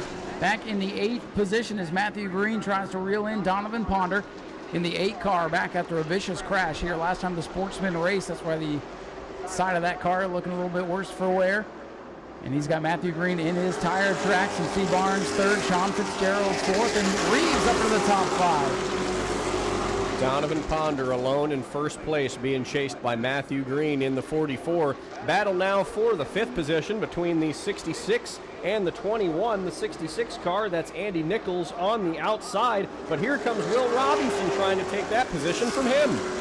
Robinson out of the back of the field quickly worked his way up past 3 of them, and now stuck behind the 66 of Andy Nichols. Nichols looking pretty strong in car 66 after not being able to start the last feature event. And he runs just ahead of Robinson, and up front it's still Donovan Ponder in the 8, leading the 44, Matthew Green. Donovan Ponder in the 8 car, fighting off the 44, Matthew Green. He's getting faster and faster every lap, diving in a little bit lower and lower, but let's look back at that 51 of Will Robinson. Boy, we thought he was going to come up through this field real quickly. He's now diving below the 66 car, trying to take his position away, but he's still getting loose on the exit of those corners. Well, Zach, that's why we talk about starts and restarts. You got to get everything you can while they're all bunched together. Now they're starting to get strung out. Robinson gets a run on the 66, but Nichols right there in the middle of the racetrack didn't choose a lane. Robinson had nowhere to go. Leader still Ponder with Green on his bumper. A ways back to third is Steve Barnes. 2-car breakaway at the front with 7 laps complete. Matthew Green touched the back quarter panel of the 8 car of Donovan Ponder, but he couldn't quite complete the pass. This time he's getting even closer to the rear bumper of the 8 car. A little bit of a tap there, up onto the high side. It's the 44 car. Matthew Green tucking in line behind the 8, getting a little bit feisty at the front of the field. Matthew Green to the inside of Donovan Ponder. Ponder now the point leader after the heat race, trying to hold off Matthew Green, who's just racing for wins here this season. Green tucked into that back bumper. Both cars coming off the corner sideways. Ponder will hang on to the lead. No changes out back. Robinson still working on the 66 of Andy Nichols. Nobody able to really go anywhere right now. 1 car off the pace. Lucas Hinton in the 99 at the back of the pack. Down to the bottom, Lucas Hinton pulling into pit road, but up at the front, Matthew Green. Every time he tries to make a pass on the 8 car, he just hits a wall of air, it seems like. Here comes the 51 car. That's Will Robinson. He's finally up to the side of the 66 of Andy Nichols. But he couldn't make the pass either. Boy, he went down, used the apron, just couldn't get the horsepower down. But the battle now for the 4th spot as Reeves looks to the inside of Fitzgerald. Leader still nose to tail, but a pass. Reeves in the 21 goes up 1 as Fitzgerald beginning to struggle with the handle of the 151 car. Andy Nichols is looking to make the pass now on Fitzgerald for that position, but here comes the 51 again playing with him. He'll take it 3 wide. He passes the 66 of Andy Nichols. Finally, now he's and up at the lead now as we look over here. It's the 44 side by side with the 8. Green throws it into 1, but he's going to be loose off turn number 2, and Ponder uses that outside momentum to hold on to the race lead coming to halfway. And look at the gap these two have put on Steve Barnes. Big lead for these two, even as they battle for the top spot halfway home in this Sportsman 25 lapper. Robinson to the inside of Fitzgerald for the 5th position. The 51 and the 151 battling for the 5th position, but here comes Matthew Green making another run at Donovan Ponder. He touched the rear quarter panel. Now he dive bombs to the inside, sends Ponder up wide. Matthew Green trying to make the lead stick. He'll get the lead this time by, and the new leader is Matthew Green in the 44. Will Ponder pay him back? Green goes a little high into the corner, but he's going to rocket off turn number 2. Matthew Green into clean air, and he's going to try to set sail now on Donovan Ponder as George Alexander's off the pace at the back of the field. George Alexander, that's the 63 machine. He's slowing, and Matthew Green is taking off, putting a little bit of distance between himself and Donovan Ponder. Oh, spin trouble. Will Robinson throws it around. Must have had a tire go down or something. Sorry to step on you there, Zach, but that car just spun around like a top in front of the field, and everybody's going to get by. The 51. We were talking about him being loose in those heat races. And now it looks like that got a little bit too much for him. Hard to tell at our angle with that light pole right there in the wheel well, but it looked like, as I looked over there, that car just snapped like it had a tire that just went down, and he did a great job to keep it out of the wall. That advantage that Matthew Green had over Donovan Ponder? It's gone. Gone. They will be side by side with each other, and they were racing hard. They were racing like it was the last lap of the Daytona 500 out here, but this time they'll be side by side. We'll see the 51. It is the right rear tire. I can see that from the tower right now. The right rear tire of Will Robinson in the 51 has gone down. Now that would make sense. That's been at all the looks of a tire that likely he bounced off another car as he was coming up through the field. Air started leaking out or maybe knocked the valve stem off. Sent that car around, and Robinson again will have to come from the back of the field with 10 laps to go. This one getting by in a hurry. Matthew Green, your race leader. Donovan Ponder in car number 8. You know, Matthew Green reached out to me on social media this week and said, hey, we're coming back. We're happy about the purse increase that helps us be able to get back out there and come run these local shows. So, of course, all the drivers would love to earn as much as possible, but the drivers that are here tonight definitely in favor of the new enhanced purse, as the Sportsman and the Pro Trucks have been recognized as two of the strongest divisions on a weekly basis, and they are getting paid like so. 1 to go with the Sparkle Bright Pool Zone opens up. Green goes to the outside. Ponder will be on his inside for the restart as the rest of the field's going to file in now, and we'll see if Will Robinson can make it back out. Gonna give him a lap or two, Eric? Yeah, they're trying to come back out. All right, again, we're going to go caution, one more lap. All right, going to hold the field as we'll see if Robinson is able to rejoin as he backs back out. So 51 car, they were able to get the rear tire changed with the help of his pit crew. Will Robinson will be rejoining the field, and Donovan Ponder and Matthew Green will have 10 laps to settle this, and I think they're going to race each other just as hard as they've been racing each other for this whole time. But keep in mind, Steve Barnes is back there too. He's a name you got to watch out for as well. This could be the race here as they come off turn number 4 with 10 laps to go, and Donovan Ponder gets on the gas a little bit better. Matthew Green. Ponder trying to take control once again. Green will fight back in the 44. Ponder back out in front off turn 2. Green crossing high to low, and we have a crash. It's the number 21 car. That's Daniel Scott Reeves spinning around on the back straightaway, and we are back under the caution. And that is not what Donovan Ponder wanted. That lap is not going to count as the caution had come out before we had made it back around. So we'll do it again. Reeves did a great job to spin it out, get it woed up, and not crash into the inside wall or hit the water barriers back there at the pit out. Shout out to all the youngsters who come out and support these races. I bet he's a big Steven Reddit fan now. That's who gave us those shirts. Is. All right, let's see if we can settle this one. 10 laps to go. Donovan Ponder on the inside of Matthew Green, the race leader. And again, Ponder powers up on the bottom. Gets a little bit of a jump, but Green able to power back up. Who's going to come off the corner with a lead advantage? Matthew Green, but Ponder goes up the track. Green's going to get around him, though, off turn 2. 44 back out in front. Matthew Green is going to take the lead. Ponder in second, and Barnes in third have broken away a little bit from the rest of the field, but here comes that 54 car of Todd Hagg. He had fallen to the back, and now he's back up in the 4th position, or fighting for the 4th position, I should say, as the top 3 break away. Matthew Green, Donovan Ponder, and Steve Barnes, the top 3, as Andy Nichols in the 66 working his way up. Hagg back in the mix in the 54 as well, and there's Robinson still in contention in the white machine, the white 51 car on the bottom of Todd Hagg's 54. Green leads that time by.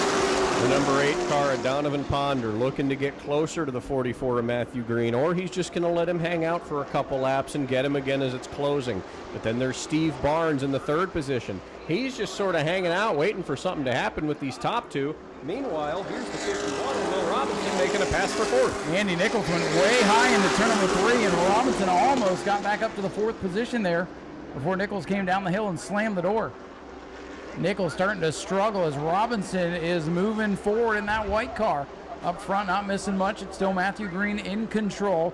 Best battle is for 4th. Robinson on the bottom of Andy Nichols as they come off corner 4 side by side, slipping inside the line. Will Robinson with that brand new right rear tire. He's got a little bit more traction on that one corner of the car. Here comes the 21 car after spinning that. Daniel Scott Reeves, he'll make the pass for the 6th position.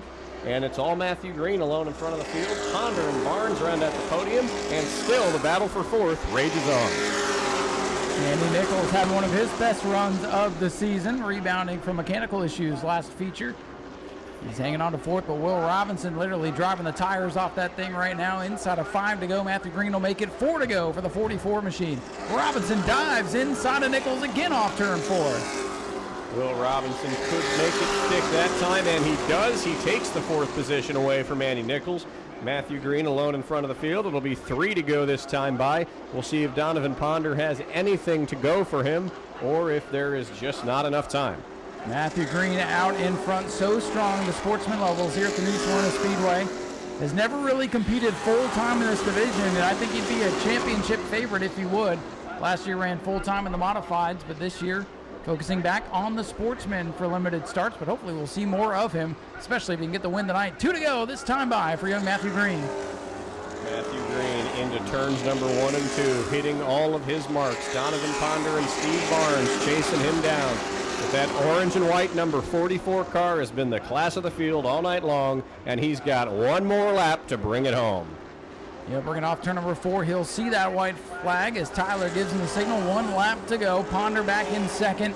A distant second now. Going to need something bad to happen to Matthew Green out front. Green will bring it down the back straightaway for the final time. Matthew Green into turns 3 and 4. Fought and clawed his way. He's earned this one. Winner in the Sportsman Series, Matthew Green in the 44 will take the checkered flag. Donovan Ponder in second, and the mad scientist Steve Barnes holds on to third. Robinson fourth, Andy Nichols fifth, Daniel Scott Reeves, Todd Haig, and Sean Fitzgerald to round out the field. Nice little race there for the Sportsman. A winner for the first time in the year 2025. Matthew Green in the orange and white bronze, number 44, your race winner, Matthew Green.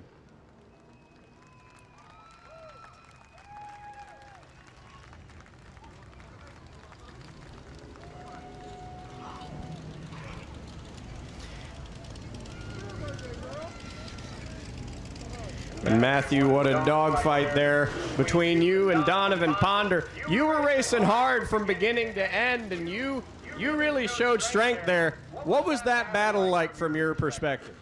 Yeah, it's tough, man. With all these cars having crate motors, everybody's so close. Momentum is a big thing here. And with him having a lead in that high side momentum, I knew there was going to have to do something trick, and it was going to take everything I had to get around him. So luckily I got that run off 2 there and was able to clear him before that caution came out, so I had to give it back. That was definitely worrisome. But that restart, missed a shift, and he got the run on me. And I was like, I'm going to have to do it all over again. Luckily, we had a caution come right back out, and we got to try it again. But got to thank all the fans for coming out. It's good to be back. This is home for me. We've been traveling for a little bit up in Cordele, but come back here. It's nice to get a win. Not like everybody in the stands wish happy birthday, Haley. Today's her 8th birthday, so she told me I had to win for her birthday tonight. Anybody else you want to thank here tonight, Matthew? Yeah, everybody standing behind me. My mom, my dad, my girlfriend putting up with me. Working nights, coming home, putting us back together. The flagman, he's always here. But we destroyed this thing at Auburndale 2 weeks ago. We're going to try something different, and me and Dad worked the last 2 weeks putting this thing back together, hoping we had it close. So it's good to be out here and win. We got Brun General Contractors. Without them, and Mag Racing, all the family that couldn't make it out tonight, it wouldn't be possible. Yeah, and Real Street Tactical with Brad May, and they've been doing some work for us, and we definitely got this thing figured out. Well, congratulations on your win tonight, Matthew. A great performance by you. And that guy right there in a pretty red and blue car with the best tires here, without them, we wouldn't be up here. A big thank you to EJ and American Auto, and we'll turn it over to Ryan to interview Donovan Ponder, your second-place finisher. Thank you, Zach. Getting Donovan down here celebrating with the kids. 3 weeks old, I was told, and getting to see Dad up here on the podium. Good run for you tonight. Looks like you had what you needed there on the restarts, but Matthew Green was a little bit too strong in the long run. Yeah, he got me going down into 3 one time and kind of pushed me up there. But I had him covered in 1. I tried to drag him down there, but he got clear. So it was what it is. And then on the restart there, I had him pretty good because he missed a shift. And if it would have stuck, I think we would have been good. But there's always next time. Well, good recovery from you and this team. Last time you guys were here, were torn up pretty big here on the front straightaway. And with some of the things that transpired today, you guys are going to take over the point lead. Yeah, that's what I heard. I hate to hear it for the 88. I wish they could be out here.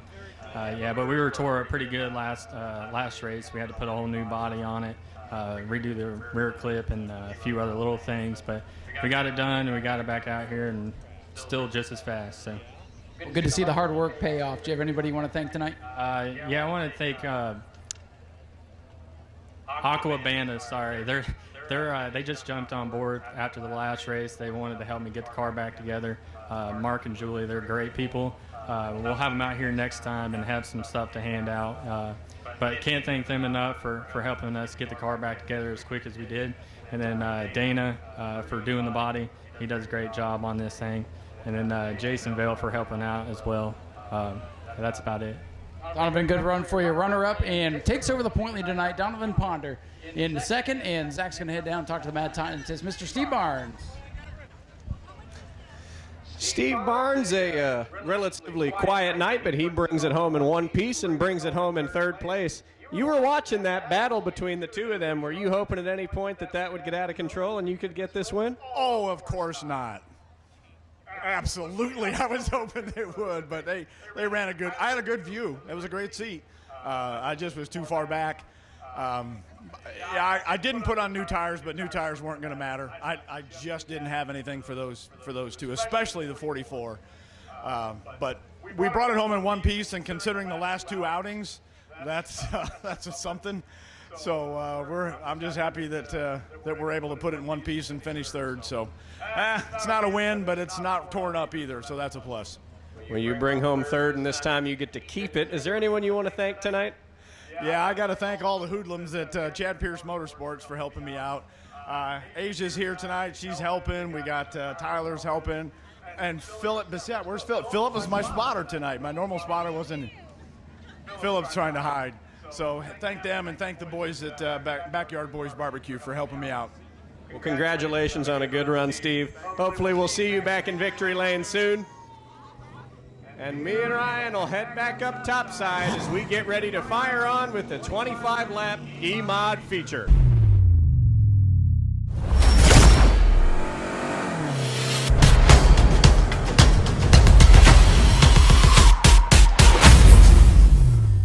We'll always take free koozies. Boy, I'll tell you, those will come in handy tomorrow when I'm sitting on my couch not wanting to move, watching the All-Star race from North Wilkesboro, which I think this race is going to be a lot better than that race tomorrow, but now that I've got koozies, I can keep my beer cool.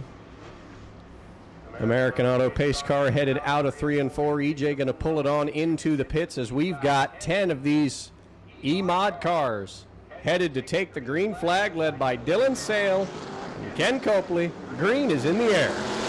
Green flag is out. He's around that 48, Justin Spears, the wild card in the field. Oh no, trouble at the front. Copley goes around. Carson May gets caught up in it. Oh man, tough break for former champion Ken Copley. Got here late, got the car up in a great position for the start of this race, and gets tangled up with the critter in turn one. And Carson May, who had a great run in his heat race, had nowhere to go. 7 of Ken Copley on the move. Again, he's able to get that car rolling, but the 10 of Carson May still up against the wall there in turn number 2. Hopefully they can get him on the move, but what a start to this heat race. Not the kind of start we wanted to see, I can tell you that. That's for sure. Hey, and Carson's trying to get that car to roll back. Not handling too well. Looks like he might be able to get it rolling, but I think the steering might be a bit challenging for Carson May and the rest of that 10 team. Now, Copley's coming down to the pits as well, and that's going to mix up this restart because we did not get a lap complete, so it will be a complete restart minus those who pit. Heavy damage to the left rear of the 7 machine. He pulls behind the wall. That doesn't mean he's out, but he's going to have to go to work on that machine, and here comes the crew to look at it. Carson May in the 10 nursing that car back to the pits, and it don't look too good from our vantage point. That left front and right front just completely off axis. Almost looks like when you see the NASCAR Cup cars and they break a toe link, it looks very similar to that. It does. That car just wandering all over the place. That right front tire just almost completely separated from the axle. Justin Spears will inherit the pole position for this restart. He'll be up at the front. Ken Copley on the move in the garage area. And here comes the RK Edwards team over there to check on Carson. Brad May, of course, his father out to look at the machine as well, trying to see if they can get Carson back, at least in the race, try to get some laps. Speaking of back in the race, here comes the 7. Ken Copley is going to make his way back out, but he'll go from the outside front row to the back of the pack, just like in the heat race. He's got some ground to dig up here.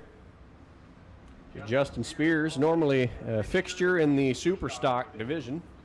He's now at the front of the field in the E-Mods, driving once again the number 48. No 18 this time. I was going to say, he picked a darn number. Just the 48. Saw a picture of that car the other night, and it didn't have the duct tape numbers on it yet. And I said, what's it going to be, 18, 48, all of the above? And the response I got back was yes. So, but they did settle on the number, his traditional number 48. It'll be the 48. Boy, that 48/18 car, I'm sure you saw the video from a couple weeks ago from Speedway Video. Boy, it got used up going down the front straightaway and into turn 1. last super stock race. That was a rough one. Super stocks continue to be one of the most exciting and my personal favorite They're division back next that we week. have here at New Smyrna, and they will be back next week, so I'll be excited to be back on the mic, be calling one of those again. He's right up there in the mix of the points battle. This is only the second race of the season for the E-Mods, but with Tuminello missing that heat race a couple of weeks ago, now Michael Mark missing the heat race today. Things are wide open in the E-Mods early on in the season. But let's try this again here, Zach. Let's do it. Out of 3 and 4, Dylan Sale and Dale Howard going to take the green flag, firing the end, leading in the big run there by the 5. Chris Lawrence took him 3 wide, and Dale Howard is going to make a push for the lead. Still seeing that smoke out of the 14 as the inside lane gets moving here. Curtis Robinson with a struggle bus tonight in car 75. That car put back together after a big wreck last time out. Just struggling to get that car to turn, as is Dale Howard. So the outside roof falling apart as the critter, Dylan Sale, leads. Dylan Sale out in front, smoke still coming out of that 14 car. Not sure what the issue there is. Here comes Eugene Tuminello trying to make a pass for Chris Lawrence in 4th position. Well, how about Lawrence in that 5 car taking the, oh, look out, trouble, the field scatters. I don't know who let go, the 14, the 48 off the pace. Justin Spears in the 48 having a problem, that sends the field scattering. And look at Ken Copley already back up to 4th. Crazy start to this one. 48 at Justin Spears nursing it around the apron, and that will draw the caution. Debris turn 4 from race control, bringing out the yellow. Not surprising after that scatter.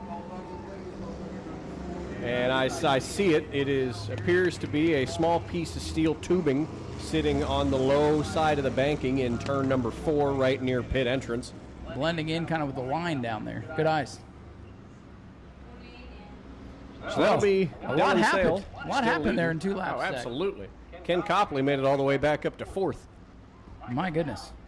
A tough break for Justin Spears as they had that problem at the end of the heat race. Remember, he just hung on to finish in 3rd and told by a member of his team they'd be able to get it put back together. But whatever ails that car continues to rear its ugly head. So I believe he's pulled in the back pit area. So tough break for Justin Spears. As it appears that car has speed. I believe they just finished it yesterday or today, so they'll look it over and try to get it buttoned up for the next one. Tough break for Jeffrey Lawrence in the 5. He got into somebody there, and the front end of that car is all wrinkled up.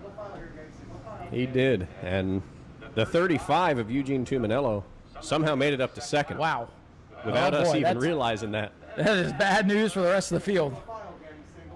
He's coming back out. He'll rejoin at the tail end of the field. Good to see him still rolling, but he will have to dig his way out. But keep in mind, despite this race feeling like it's taken forever, we're on lap 2. We still got so much time for these guys.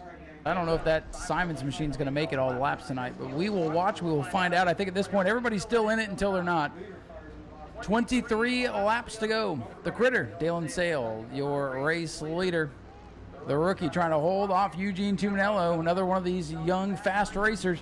Here they come for the restart. Green flag back in the air. It looks like Sale is going to get the jump with a little shove from the 53 car, but Tuminello up on the high side. He's taking it side by side. He goes. He clears him. He clears the 12, and Tuminello is off to the races. Boy, I wondered about that outside. If the 35 could get clean air, he would set sail ahead of Dylan Sale, pun intended. Dylan trying to hang on to 2nd. Michael Mark working his way back up through the pack. And Tuminello by 5, 6 car lengths, 7, 8 car lengths off turn number 2. Here comes the 53 and Michael Mark putting the pressure on the 12 of Dylan Sale. Sale is going to get the advantage this time by, but here comes Ken Copley now into the mix. He's up on the high side. Sparks a little bit there. Well, Michael Mark, he's in trouble down the main straightaway. Heartbreaker of a night for that team. On the podium a couple of weeks ago, came in tonight leading the points, and now in trouble after not making the heat race. Disastrous points night for the 53 is Tuminello, and the 35 still your race leader. Tuminello is driving away. Ken Copley making that pass for the 3rd position. He gets around Chris Lawrence. Whoa, Lawrence with a big, the around. 14 is around. The 5 is around. The 14 saves it barely, Dalton Simons. But Chris Lawrence in the 5 car turned around all backwards in number 2. Hey, we got 3 laps in that time. 35 and the 12, side by side. Coming to the green flag through 3 and 4. Here they come off turn number 4. Eugene Tuminello by a car length already as they come out of the restart zone. Tuminello catching the rookie. Dylan Sale napping just a little bit there. And Tuminello again clear the lead. Howard on the outside going to drop anchor with a 14 up his back bumper. And look at Ken Copley in the 7 having a great run looking on the inside. Ken Copley tried to take that second position away. The 63 absolutely sandbagging the 14 of Dalton Simons. Dale Howard, something happened with that car. He dropped like a rock and took the 14 with him. Battle for second now between Sale and Copley, and here comes Dalton Simons. Sale a little tight off turn number 2, and how about the 7 machine? Spun on lap number 1. Oh, and Chris Lawrence goes around. Look out, Kurt Robinson slides. He's safe. Caution is out again for the 32nd and a half time in this race with 6 laps now complete. Boy, oh boy. We were talking about how we hadn't said anything about Curtis Robinson. Well, he's going to make us talk about him one way or another tonight. And there's something to give us reason to talk about Curtis Robinson. He spins out in turn number 3 and takes the 5 car with him. Keep in mind, we started this race with 10 cars. We're down to 7. And we're 6 laps in. Chris says, ooh, I could get a top 5 out of this. I'm going and back. And now there are 6. They're growing. Boy, at this rate, they might get Carson May back out there. He's only 6 laps down. Get a couple lucky dogs, be back in the mix. You never know. Boy, this is shaping up to be something really interesting. We were talking about interesting earlier. Is one way to put it. Cautions breed cautions.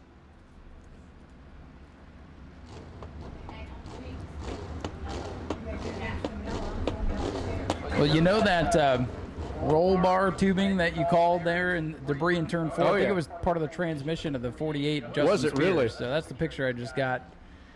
So that's not good. That would be why that car shut down, huh? That would be. Justin Spears losing a part of his roll bar.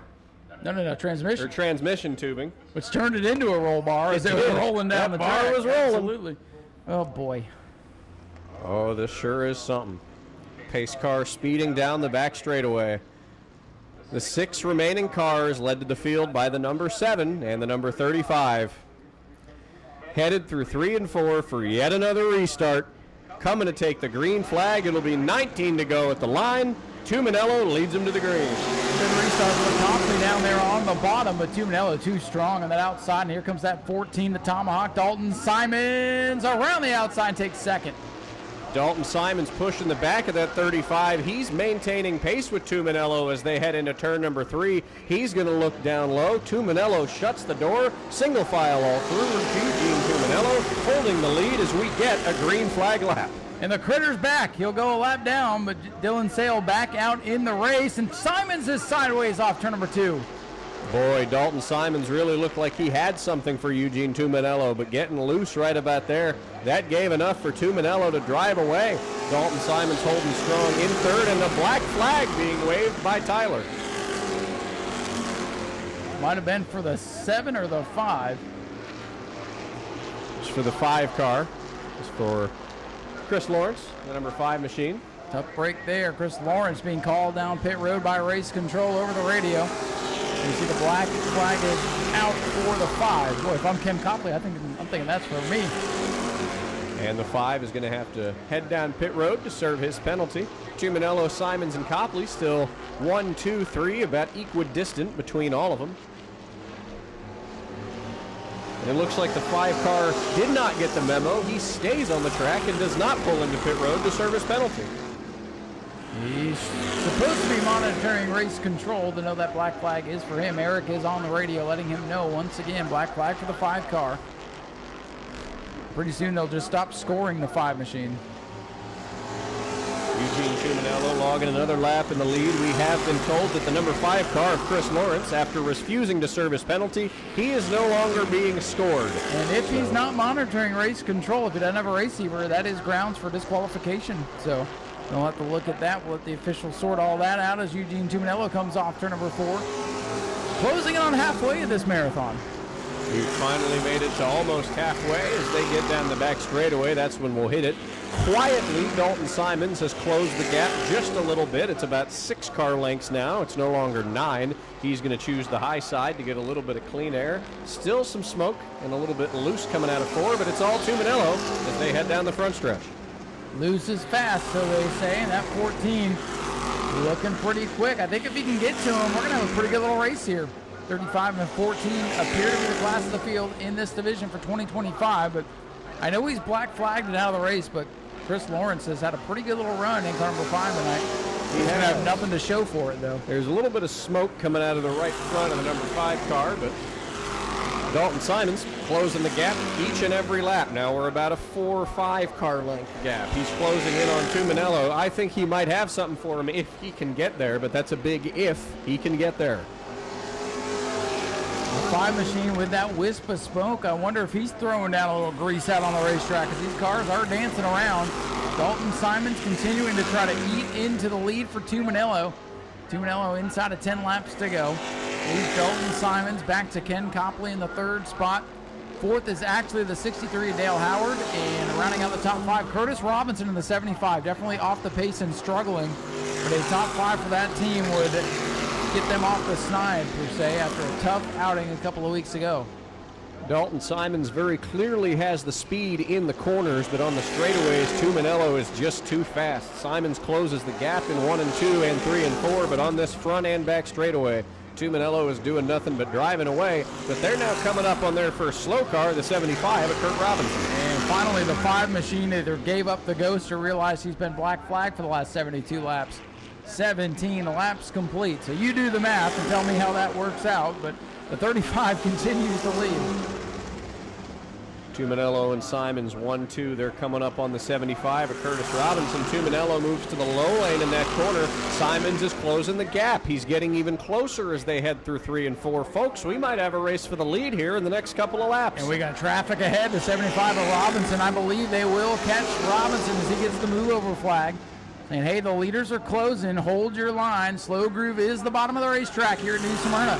And Simons is coming. 3 car lengths now the lead. 35 Tuminello going to have to sail around the 75, move up. Here comes the 14. Simon's going to struggle off the corner. He throws it sideways and hits the wall.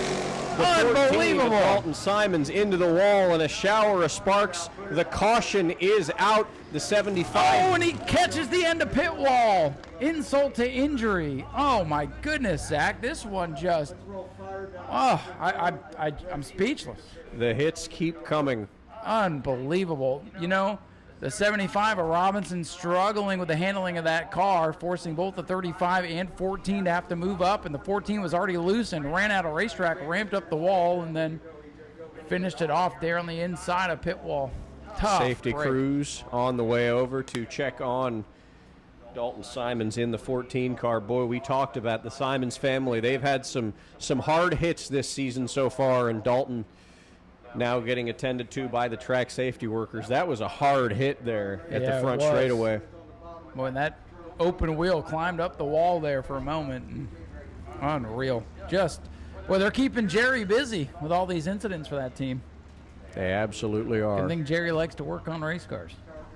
The wrecker is on its way over. Boy, and you know what? Good thing, they've got the hammer, Jerry Simons. They've got the mallet, Chase Simons. They've got the tomahawk there with Dalton Simons. So they'll have all the tools they need to put the cars back together just with their nicknames alone. They absolutely will. Boy, Tuminello almost got past there for the race lead. I really thought the 14 was going to catch him there in those next couple of laps. It was about to be a heck of a race, and unfortunately the wheels coming off this one, and I don't know, Ken Copley, he could get back up in the mix here. Dale Howard's been trying to get back to victory lane for a long time. These things, these drivers might get a little desperate out there as the laps wind down. Dylan Sale, 1 lap down, but I think we'll check with scoring. He might get the lucky dog here and be back on the lead lap. He could. We'll check. And this race now down to 5 cars.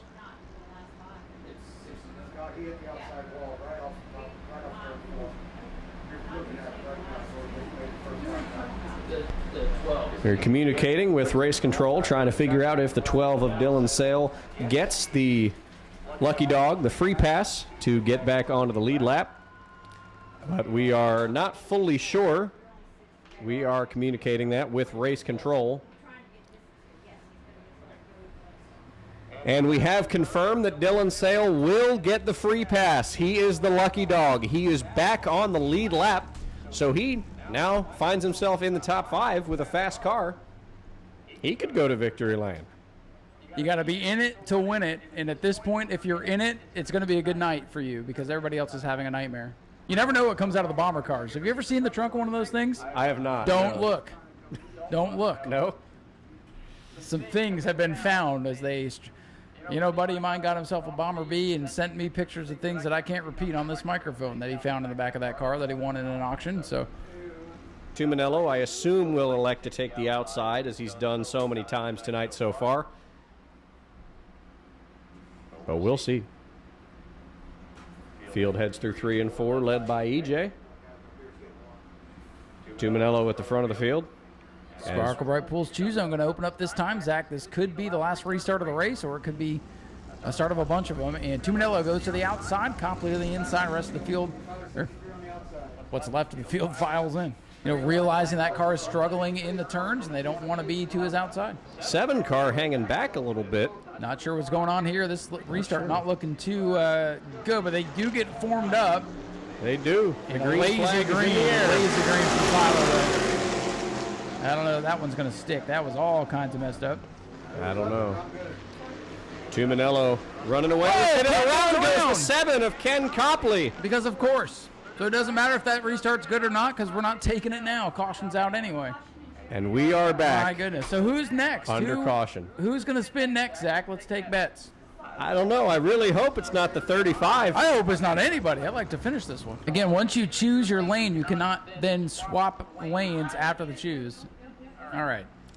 It looks like Dylan Sale is going to take that, and now we have to get the 7 car up to the outside lane. Ken Copley needs to go outside. Whoop, the 35 didn't go. Like the 35 stalled the green flag in the air. Dale Howard is going to run away and take the green flag. What is this race as they go into turn 1? Oh, look out, Eugene! No! Eugene Tuminello into the wall. I give up on this one. This is utter insanity here tonight at New Smyrna Speedway. The E-Mods have come unglued. And I believe everybody in the field has now been involved in an incident today. Eugene's still rolling. He got that thing woed up pretty good before he hit the wall, but we'll see how bad the damage is.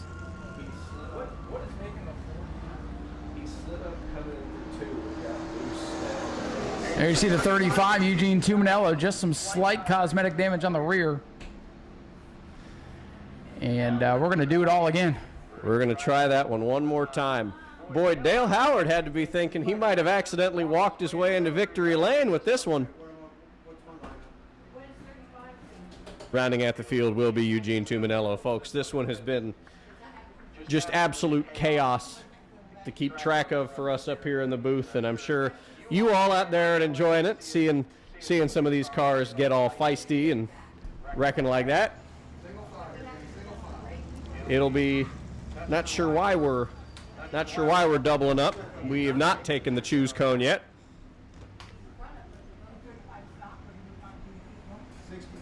It'll be the 63 of Dale Howard keeping it in the lead. The 12 car, Dylan Sale, as we said, he was a lap down a couple laps ago. He was in the garage at one point. He's up to second in that number 12 machine. He could potentially steal this one, or could it be Dale Howard, the unsung middle pack driver who's been a track champion in the past? He could be the one to win this race. Zach, I did just peruse the general rules and procedures just to look things over, but because the 35 did go around there and no tap was displayed, he will restart at the back. So I think he's got the car to get back up in there. Boy, he went from the back to the front to start this one. He could be going from the back to the front again to win this one. They head through 3 and 4. Come to speed as they're going to take the green flag for hopefully the final restart today. Well, here they come out of the restart box. 6 laps to go, and look at poor Eugene Tuminello getting stuck behind the 75. And it's Dale Howard with the lead. Ken Copley up to the second spot. Boy, the 75 did not get through that corner at all. 75 is slow up on the high side of the track. Dale Howard in the lead. Dylan Sale coming up to take second away. But here comes Tuminello. He's on the bottom of Ken Copley. They almost took it 3 wide there for second. Dale Howard driving away. 5 laps to go. Look at Tuminello Tuminello looking to the for bottom. room. He takes third away. Now he's coming for Sale. He's going to take second away this time by. Curtis Robinson brings it to pit road, and here comes that 35 Tuminello flying through the field. He'll look to the outside of Dale Howard with 4 laps to go. Howard leads, but he's got company. Here comes Eugene Tuminello Jr. in the 35 to the bottom.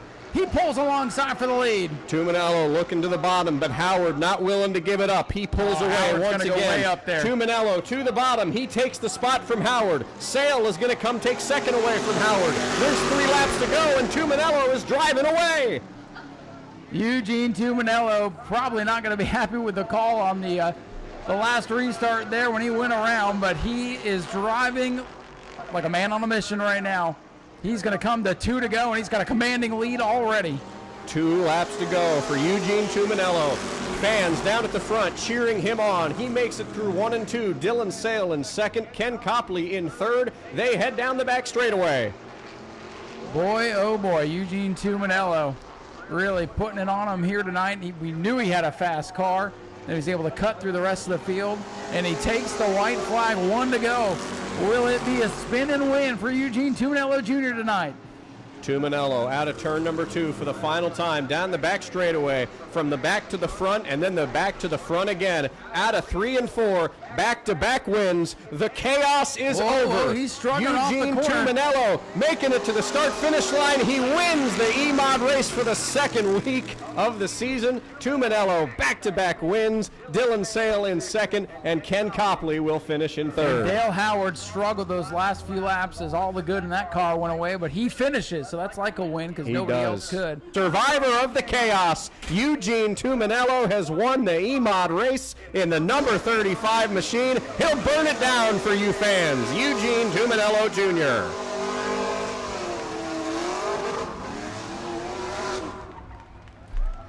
Ryan headed down trackside to get a word with our winner. But race fans, don't go anywhere yet. We've still got the second of our 50-lap features for our Hoosier Pro late models coming up after this as they get ready to go. Ryan is headed down trackside. We'll throw it down to him. He'll catch a word with our race winner, Eugene Tuminello Jr. Celebrate, Eugene. What a comeback for this young driver. He burned it down because he didn't want to not go for another spin cycle tonight. Well, Eugene, we know you got a busy night here tonight, so we'll make this quick. But as he gets the helmet off, pretty excited for that comeback win. This car is a rocket ship, and if you don't believe it, you'll know it now. Eugene is fired up as he should be. Spin and win for you tonight. What a crazy race. Yeah, I just got, first of all, I want to thank you fans for sticking around. You know, I think it was a bad call there. I mean, the guy jumped the restart. I get wrecked. I get sent to the back. But, you know, I had to drive to the front for you guys tonight. Hey, as your team just said, it don't matter because you were a man possessed those last 4 laps. You were not going to let him take him from you. Yeah, no, not at all. I'm just really thankful for this team here that got behind me. Jeff White Racing, man, that guy, he's just so incredible. He can make a race car go from obviously to the back all the way up front. It's unbelievable. 2-3 times tonight. Jeez. Yeah, tonight was eventful. First of all, I hate it for Dalton Simons. I know he was peaking there, and just really unfortunate. I don't really know exactly what happened, but that sucks. I really feel bad for him. But I went to a baby shower today, or a gender reveal. It's a boy, by the way. And I just want to thank the Barry Paint Body, Fleet Liquidators, Dustcom Limited, Shiner Law Group, Knuckle Sandwich, Brian Myler for letting me drive his race car. I want to thank Cody, Kevin, my dad, everybody who was out here early helping me because I wasn't at the track yet. I want to thank every single person. You got Chuck, you got Mike, you got my beautiful girlfriend Haley, you got Kenny for spot for me, Big Earn, JP Shed, and I'm just ecstatic. You know, it's a good win for our team. Absolutely. Congratulations. What a wild night. Thank you. Ladies and gentlemen, Eugene Tuminello Jr., your race winner. We'll let Zach head down and talk to the critter. Well, back here in second, benefactor of the Lucky Dog Free Pass. From 1 lap down from the garage area to finish second in this endurance race, Dylan Sale, second place. What are your thoughts on just the chaos of it all? First of all, after all the wrecking, I appreciate every single one of you fans that stayed for the end of this. I appreciate you so much. Thank you to my sponsors, bowlingball.com, Pyramid Bowling, Debbie from eXp Realty, 9 Mile Auto Salvage. Seriously, without you guys, I couldn't be here, and I appreciate you guys very much. It was survival of the fittest out there, man. I don't know what to tell you. It was the fact that we had a flat tire, came back, somehow finished second. It's a win-win type of night. It was absolutely a win-win type of night for you. Do you have anyone else that you want to thank this evening? All this whole line of front people is my whole family, friends, support group. Literally, I would be here for an hour naming everybody, but thank you to every single one of you guys that show up and support me. Thank you. Well, you survived tonight. Great run for you. We'll toss it on over to Ryan to interview Ken Copley, our third-place finisher. What a battle it was for Ken. Boy, what a long day for you. Didn't get any practice and had a pretty good heat race, and then turned around, smashed up, and still a podium run for you. Yeah, practice is overrated. I agree. It's really hot. Man, I like to thank everybody. I got so many people to thank, so I just want to thank everybody that's ever helped me. Like Art Koonsman last week, I don't know the last race I ran, him and Brad May helped me cut the bar off so I could finish. Anyway, I appreciate everyone. Thanks for coming out. JW, thank them, and Smith Construction. Damn fine, I'm dragging all kinds of stuff. Man, I'm telling you, you've been doing this a long time. Have you ever seen a race like that? Yeah, I have, but I can't remember when it was, but yes, I have. I've been in a few. You got some special people up there watching you tonight. My granddaughter is up there tonight. Thank you for coming, Kyle. That's my son. Nancy's here somewhere. She's 92 years old. I hope you're here still, Nancy. Well, I hope so too, because great run and way to fight. Thank you for your support. Thank you. Ken Copley brings it home with a solid third-place run, and they'll have a little work to do on that machine, but his looks better than most of them. We'll let Jim finish with the photographs down here. Jim Jones, our official track photographer. Finishing up, Eugene Tuminello will get to celebrate. He was going to spot for one of the prolates that unfortunately is done for the night, so he can just go celebrate because that young man was fired up. Well-deserved win for Eugene Tuminello. One race to go, Prolate 50 to wrap it up.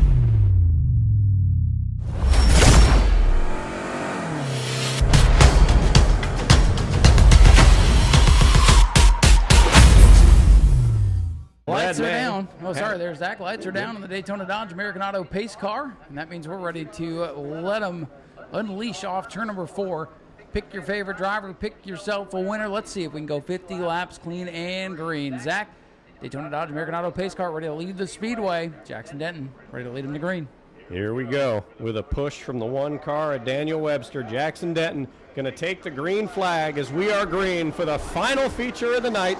Green flag in the air for the Hoosier Pro late models, and Brad May, no stranger, jumps right to the lead. He wins the drag race into turn number 1. He's got that high side momentum, and here comes Jason Vale trying to follow him through the outside, moving towards the front.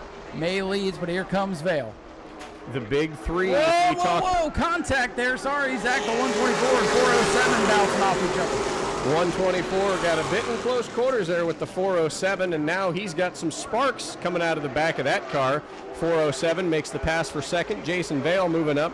Here comes Daniel Webster now, looking to make a pass on the 124. He's going to look to the bottom, but the 124, Jackson Denton holds the position for now. Brad May with about a 5-car length lead as they go through 1 and 2. Battles for third as Daniel Webster works the 1 car to the bottom of the racetrack. Runner-up in race number 1, trying to get back up on the podium. He looks to the inside, taps the 124. Denton hangs onto it. We stay green, no harm, no foul, just good hard racing. Daniel Webster looking to make a move for the third position, forces Denton up high. Webster's going to capitalize. He takes it side by side for third place. Webster moving in, and he's gone. Daniel Webster on the podium now. He had the 124 looking in the mirrors under turn 1. And the 124 now gets shuffled out of the podium, but he'll get some clean racetrack and get some experience. That was the goal for this team today, to come here, get some experience, run all the laps, and see what they can get. Now we'll see if this top 3 can close in on one another and battle for the win. Just 5 laps complete for Brad May. You know, we talked about it earlier. We called them the big 3, May, Vale, and Webster. These were going to be the cars to look out for, and they've gotten to the front in no time at all. Brad May showing the way. Jason Vale closing the gap a little bit, but letting May show the way. Again, this race barely 10% over. We've got a long ways to go. Long way to go, and a battle brewing here at the back. I've been watching the 99, 57, and 01, really duking it out for position just off of the leaders. Battle for fifth, actually, here with the 99 hanging on to that fifth position. Jeff Johnson and Dylan Williams having a pretty good run in the 01 after problems in the first race. Dylan Williams trying to make a move on the inside there to pass the 57 car, and Jeff Johnston could not get it to stick that time by. And the slow car, again, the 84, Steve Reddit, he's hanging at the back of the field. The leaders are going to catch him in a couple laps' time. May still showing the way. At the line, 8 laps complete for the 9 machine. Jason Vale slowly starting to reel him in. Brad May in the 9, Vale in the 407. And remember, Zach, we talked about it earlier, same set of tires as they ran in race number 1. And we got trouble over in turn 2. Jeff Johnson and Dylan Williams have tangled. Did not see what caused that, but just looked out the window and saw the aftermath there. So caution out for the first time tonight. We'll have a restart. And we are under caution. The 57 backing up a little bit. He's hitting into the 1 as he's backing up. They might have been hooked together, perhaps. Or we're playing demo derby, because that seems to be the way the night's gone. That is the theme of the evening so far. Oh, he's going to do it again. He's doing it again. Okay, well. He might be unhappy with the 01 car. You and I were watching that battle over in turn number 3, so I don't think either one of us were able to catch this one, but is it possible the 01 might have hooked him? Once you can give him benefit of the doubt, second time, Speedway video, I'm sure right on top of it, we'll be able to see it back, but that's not what you want to see with these late model guys. Thought they graduated from the demolition derbies. Heartbreaker for the 01 car. Spent that entire time working on their car in the pits, getting it ready to go. They were able to get it out for this event, and their night might be ended right here. So from race control, both the 57 and 01, if they're able to continue, we'll go to the rear. Dylan Williams is rolling now in the 01 car. So we'll keep our eyes on him as we'll see if there's any more extracurricular. Here comes the 01. Headed down the pit road. We'll see. He's going nice and low, too. Oh, no, he's going to pull it. Okay. He's pulling Okay. it. Cooler heads shall prevail here tonight. He's getting a little bit worried there if he was going to get any closer to that 57 car, but they're bringing out the duct tape, and they'll be taping up the 01 car. A hot pink duct tape, too. They didn't think the car was bright enough. They did bring out the hot pink duct tape. They'll be taping the bumper of that car to the hood. We'll have to watch that one back on Speedway video, Ryan, see what the issue that transpired there was. I'm assuming the 01 might have gotten into the back of the 57 based on, how he reacted. Well, if I know anything about Jeff Johnson, he is a fiery, passionate driver.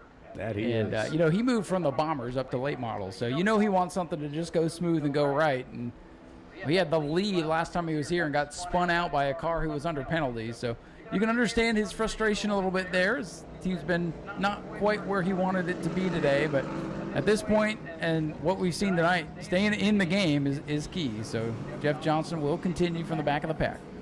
He will, as will Dylan Williams, if they can get his car taped up here. It looks like they are just about done. They're giving him the signal to go, go, go. Interesting that Daniel Webster would give up the outside groove, which seems to be the preferred groove for these late models. I was just about to say that. He's also been faster on the outside all night long. But you know what? He might think the 407 is going to get a better launch here and maybe try to follow him by Brad May. So we'll see what happens here. In the end, only time will tell. Down the back straightaway through 3 and 4. EJ is going to pull down to pit road. Vale on the inside. May on the outside. They're going to come back to the green flag. We are racing again, and Brad May gets a huge jump on the outside line. Little jackrabbit restart there, and the 124 did not get going. And Brad May, no contest in turn 1. He's got the lead once again as the field singles out off turn number 2. Back underway here as the 9 car looks to lead us to lap number 9. Brad May in the month of May, leading here at New Smyrna, followed closely behind by Jason Vale. getting a little bit nervous with this 01 car coming up to the back of the 57, especially what happened after that last incident. Well, I'm also nervous because the hood was waving at us as it came by. We're supposed to wave at him, so we'll watch that development as the development for the lead begins to heat up. Here comes Jason Vale trying to get to Brad May. He made it to the left end. He made it to the back bumper of the 9 car. Sorry about that, Ryan. But now this time he's about a car length and a half back, and that gap is growing. The 01 car, that hood still flapping a little bit that time by. Sparks from the 407 as he comes back around, but Brad May still the man at the point. Things calming down for the time being. Let's try to get some laps up on the scoreboard. Get back under a green flag run here and see if Jason Vale has anything for Brad May, or did Brad May save enough in his tires to have a bit of an advantage here in race number 2? For now, it appears to be that way. As Vale is 2-3 car lengths off. Daniel Webster third, Jackson Denton, Lucas Hinton the top 5. Jason Vale getting a little bit closer this time by, about 1 car length now in between those two and growing, but he's been faster in the corners.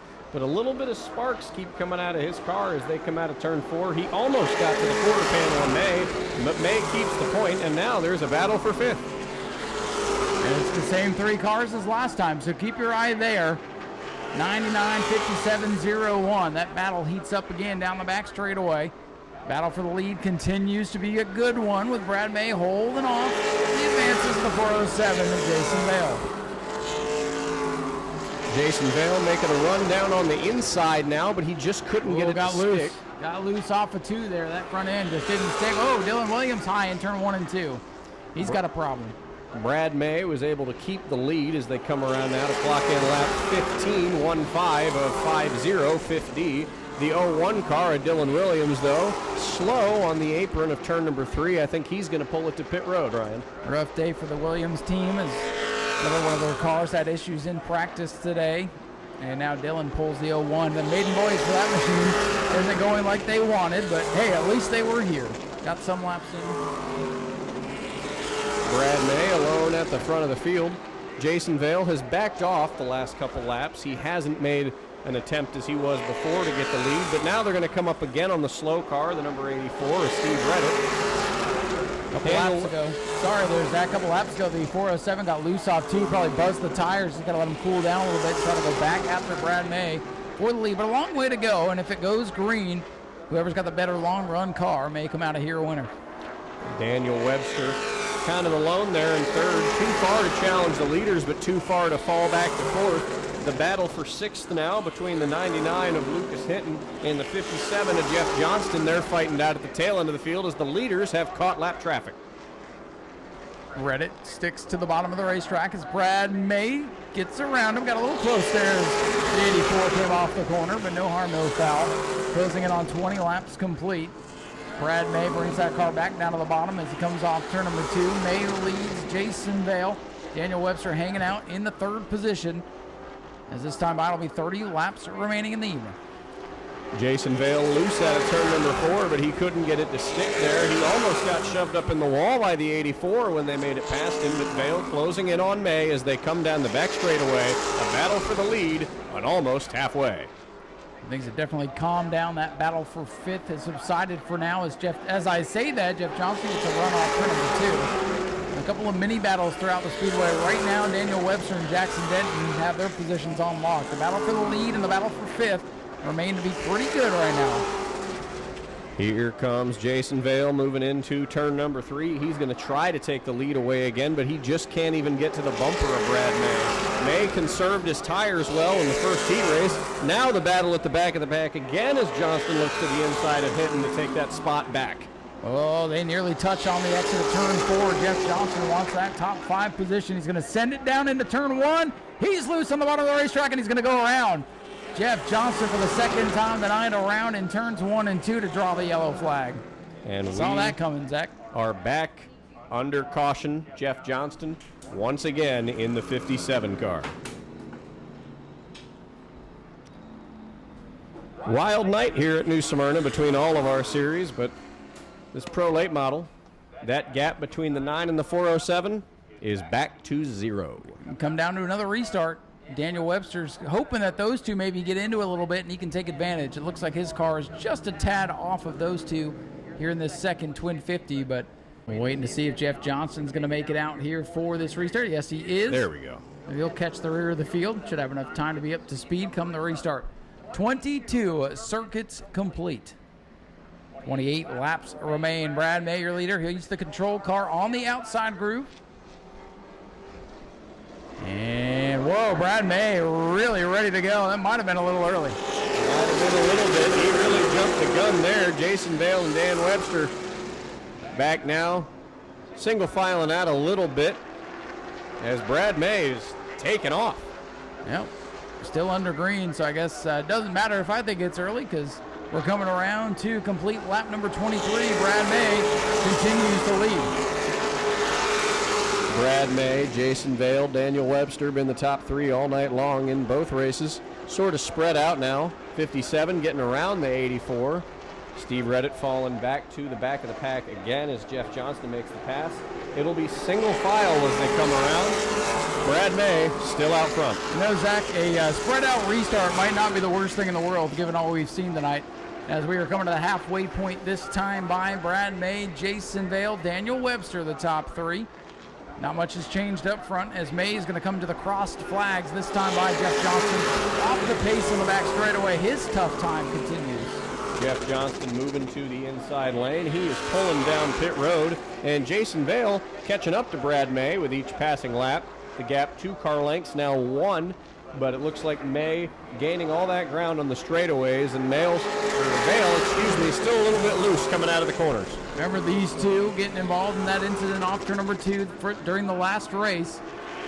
We'll see what happens if they get side by side. We know Vale will be aggressive, but both these drivers very good at what they do. And here comes Vale right to the back bumper of Brad May off turn 4. Battle for the lead as they go into turn 1. He's going to get underneath him as they go into turn number 1, but May has the outside lane, which has been the preferred line. He barely taps the back quarter panel of the 9 car, but settles in behind him.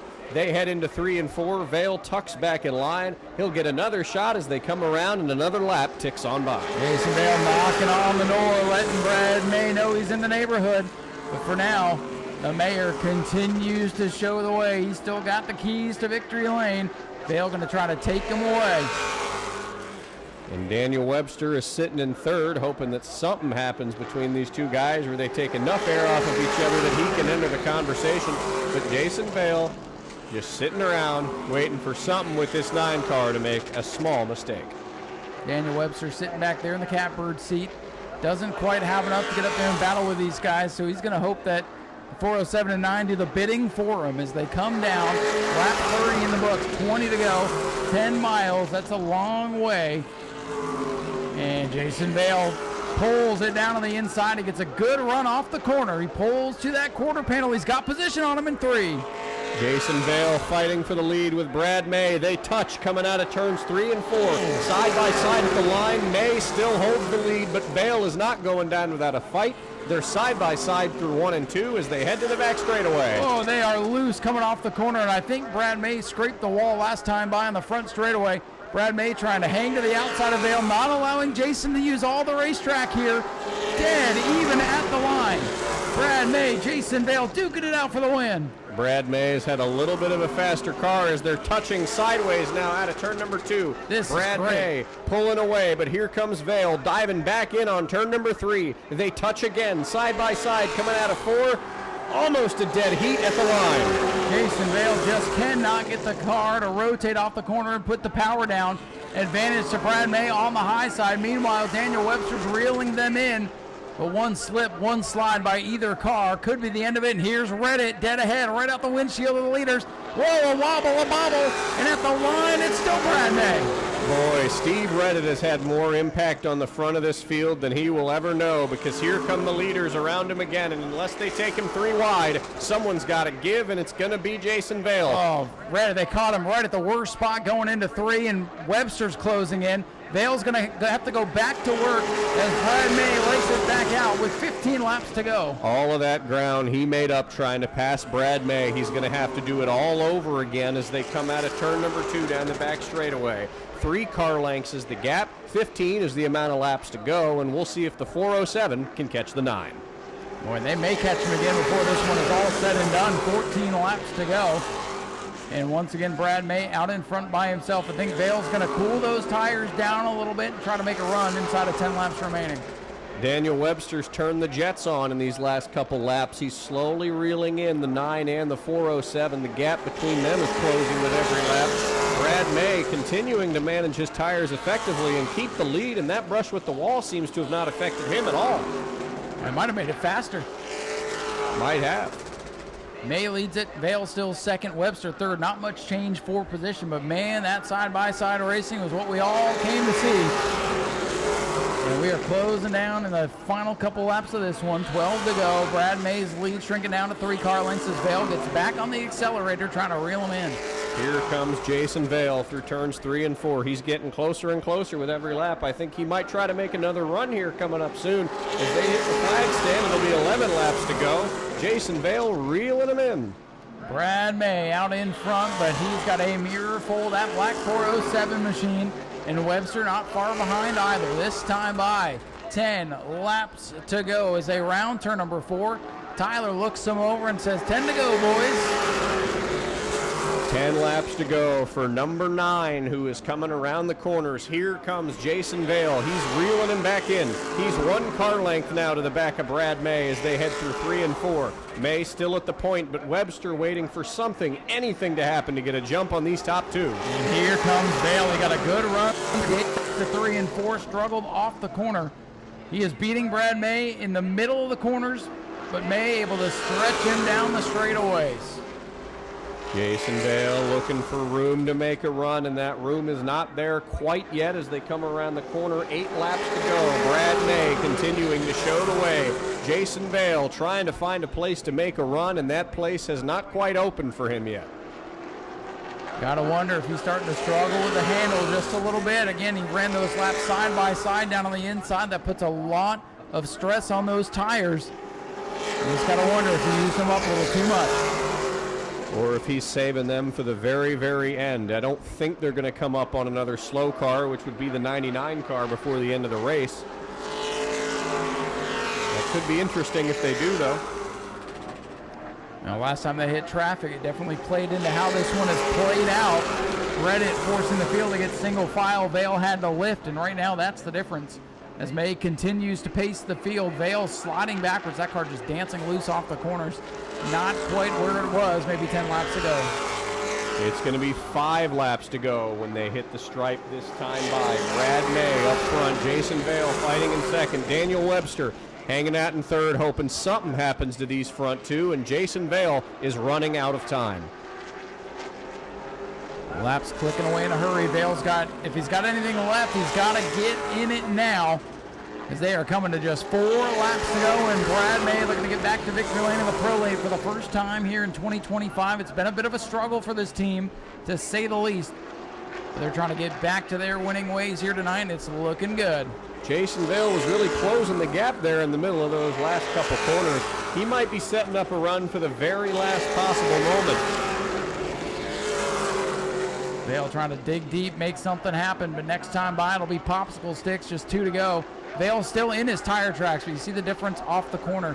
Vale's car better in the middle, but it just will not come off. This time by 2 laps to go for Brad May in car number 9. 2 to go for Brad May as they head through 1 and 2. Jason Vale riding in his tire tracks. He's getting closer and closer now as they come out of turn number 2. The gap a car length and a half, now 2 car lengths as they head into 3 and 4 to take the white flag next time by. Traffic dead ahead. They might catch the Reddit machine one more time. Vale keeps his foot in it. 1 to go, final lap of the night. They go into 1. They are going to have to deal with this 84 car one more time, but Brad May will catch him off turn number 2. He's got clean track now. Vales again catches the 84 into 3. And I think that's all she wrote as they come off turn number 4 for the first time this year. Brad May goes to victory lane in car number 9. Jason Vale is second. Daniel Webster takes home third. Fourth will go to the 124 Jackson Denton if he can make it through. Turns 3 and 4. And here he comes. The rookie's going to settle for fourth. And just behind him, Lucas Hinton in the 99 going to round out your field, as Brad May holds off a hard-charging Jason Vale on those final few laps to pick up his first Pro Late win of 2025. Here's your winner, Brad May, in car number 9. We'll send it down to Zach. And in the month of May, the mayor of the Speedway gets it done. Brad May dominates there. Jason Vale was coming at you hard, charging at the very end. Those slow cars, navigating around those. What was your point of view from that battle? He ran me really good. He ran me hard. I felt like he was a little better than we were. We must have been pretty equal because he was able to get up by it, up to us, get up next to us. But once he got next to us, it seemed like the bottom was hard for him to keep his momentum up. But the car was better the second race. We were running a little hot, changed a couple things, got it a little better. But we got to keep working because they're definitely faster than us sometimes. Now, tire management was the big key. You have to keep the same sets for both races. How did you manage that, knowing that you had to keep those tires the same? Well, the first race, like I said, we started running a little hot. The car was a little loose. I pretty much backed off and tried to take care of it the best I could, keep the right rear from getting hurt. I felt like we had enough at the very end, but it was close. Anyone else you want to thank tonight? Yeah, R.K. Edwards, Bobby Sears, my wife Spot, and my son getting to run some. American Auto for all their help. Real Street, check them out, look them up online. We're happy to get out here and race with you guys and having fun. Well, congratulations, Mr. Mayor, on your win. Brad May, everybody. On over to Ryan Nat to interview our second place finisher, Jason Vale. Thank you, Zach. And another good finish here for Jason Vale, a win in a second place, and had a rocket ship tonight. And Jason, looks like a couple things just didn't go your way. Maybe we'll get your take on that last restart, but lap traffic didn't do you any favors either tonight. Yeah, kind of got the raw end of that deal with the lap car, but it happens. Yeah, we could argue about that all we want. Nothing will ever change, so I just got to deal with it. Sometimes you just got to maybe be the one to jump next time, but this car was a rocket ship, and you and Brad battled side by side for about 10 laps there and never touched. That was a pretty darn good race, and that's got to be pretty exciting back behind the wheel, huh? Yeah, for sure. Just way too tight behind him. I should have changed the tires. They had so much oil on them after that race. I don't know if that changed it, but yeah, we'll work on it and try again. Well, you definitely got a fast piece, and I think you got more wins coming. Congratulations on a good run tonight. Do you have anybody you want to thank? It's everybody that came out to help me. Larry came down all the way from Alabama to help me tonight, so he's a trooper. Well, Jason, we appreciate you being here. Good run tonight. Jason Vale brings it home runner-up, and Zach will go here from our third place finisher, Daniel Webster. Daniel Webster, quiet, clean night, home in third place in the days of... Oh, microphone. There we go. All right. Daniel, you watched that battle at the front of your windshield. Were you hoping that those two would collect each other maybe a little bit and you could bring the win home? Or at least slow each other down enough to where I could get in there and mix with it too. I'm still new to pro cars. I ran supers my whole career, and these things, you just have to drive them differently. It's such a momentum car, and I gambled on an adjustment, and it made the car more stable, but it just killed all the raw speed out of it. So I could sit there and watch them battle for the entire time, but I never could quite get up there with it. But I mean, those guys have put a handful of great shows on already this year, and it was fun getting to watch it from right there. Now, is there anyone else you want to thank out here tonight? And all the fans that sat out and made it to our race. There were some long ones in between, so hopefully you guys have a good time, and we'll see you at the next one. Well, we'll see you at the next one too, Daniel. Thank you. We'll turn it back on over to Ryan to send us on home. Thank you very much, Zach, and thank you to all you folks who stuck around to the bitter end. Congratulations to all of our winners and podium finishers here tonight. So again, please get home safe. We'll be back at it next Saturday night with the J&C Great All Modified Challenge Series. They're going to go twin 35s, plus 3 of our weekly divisions on the card as well. I can't remember what they are right now, but they're going to be fantastic. We hope to see you back here next Saturday night, 6 o'clock. We will see you then. Thanks again for sticking around at the end. More racing right around the corner. Get home safe, everyone. Have a good night.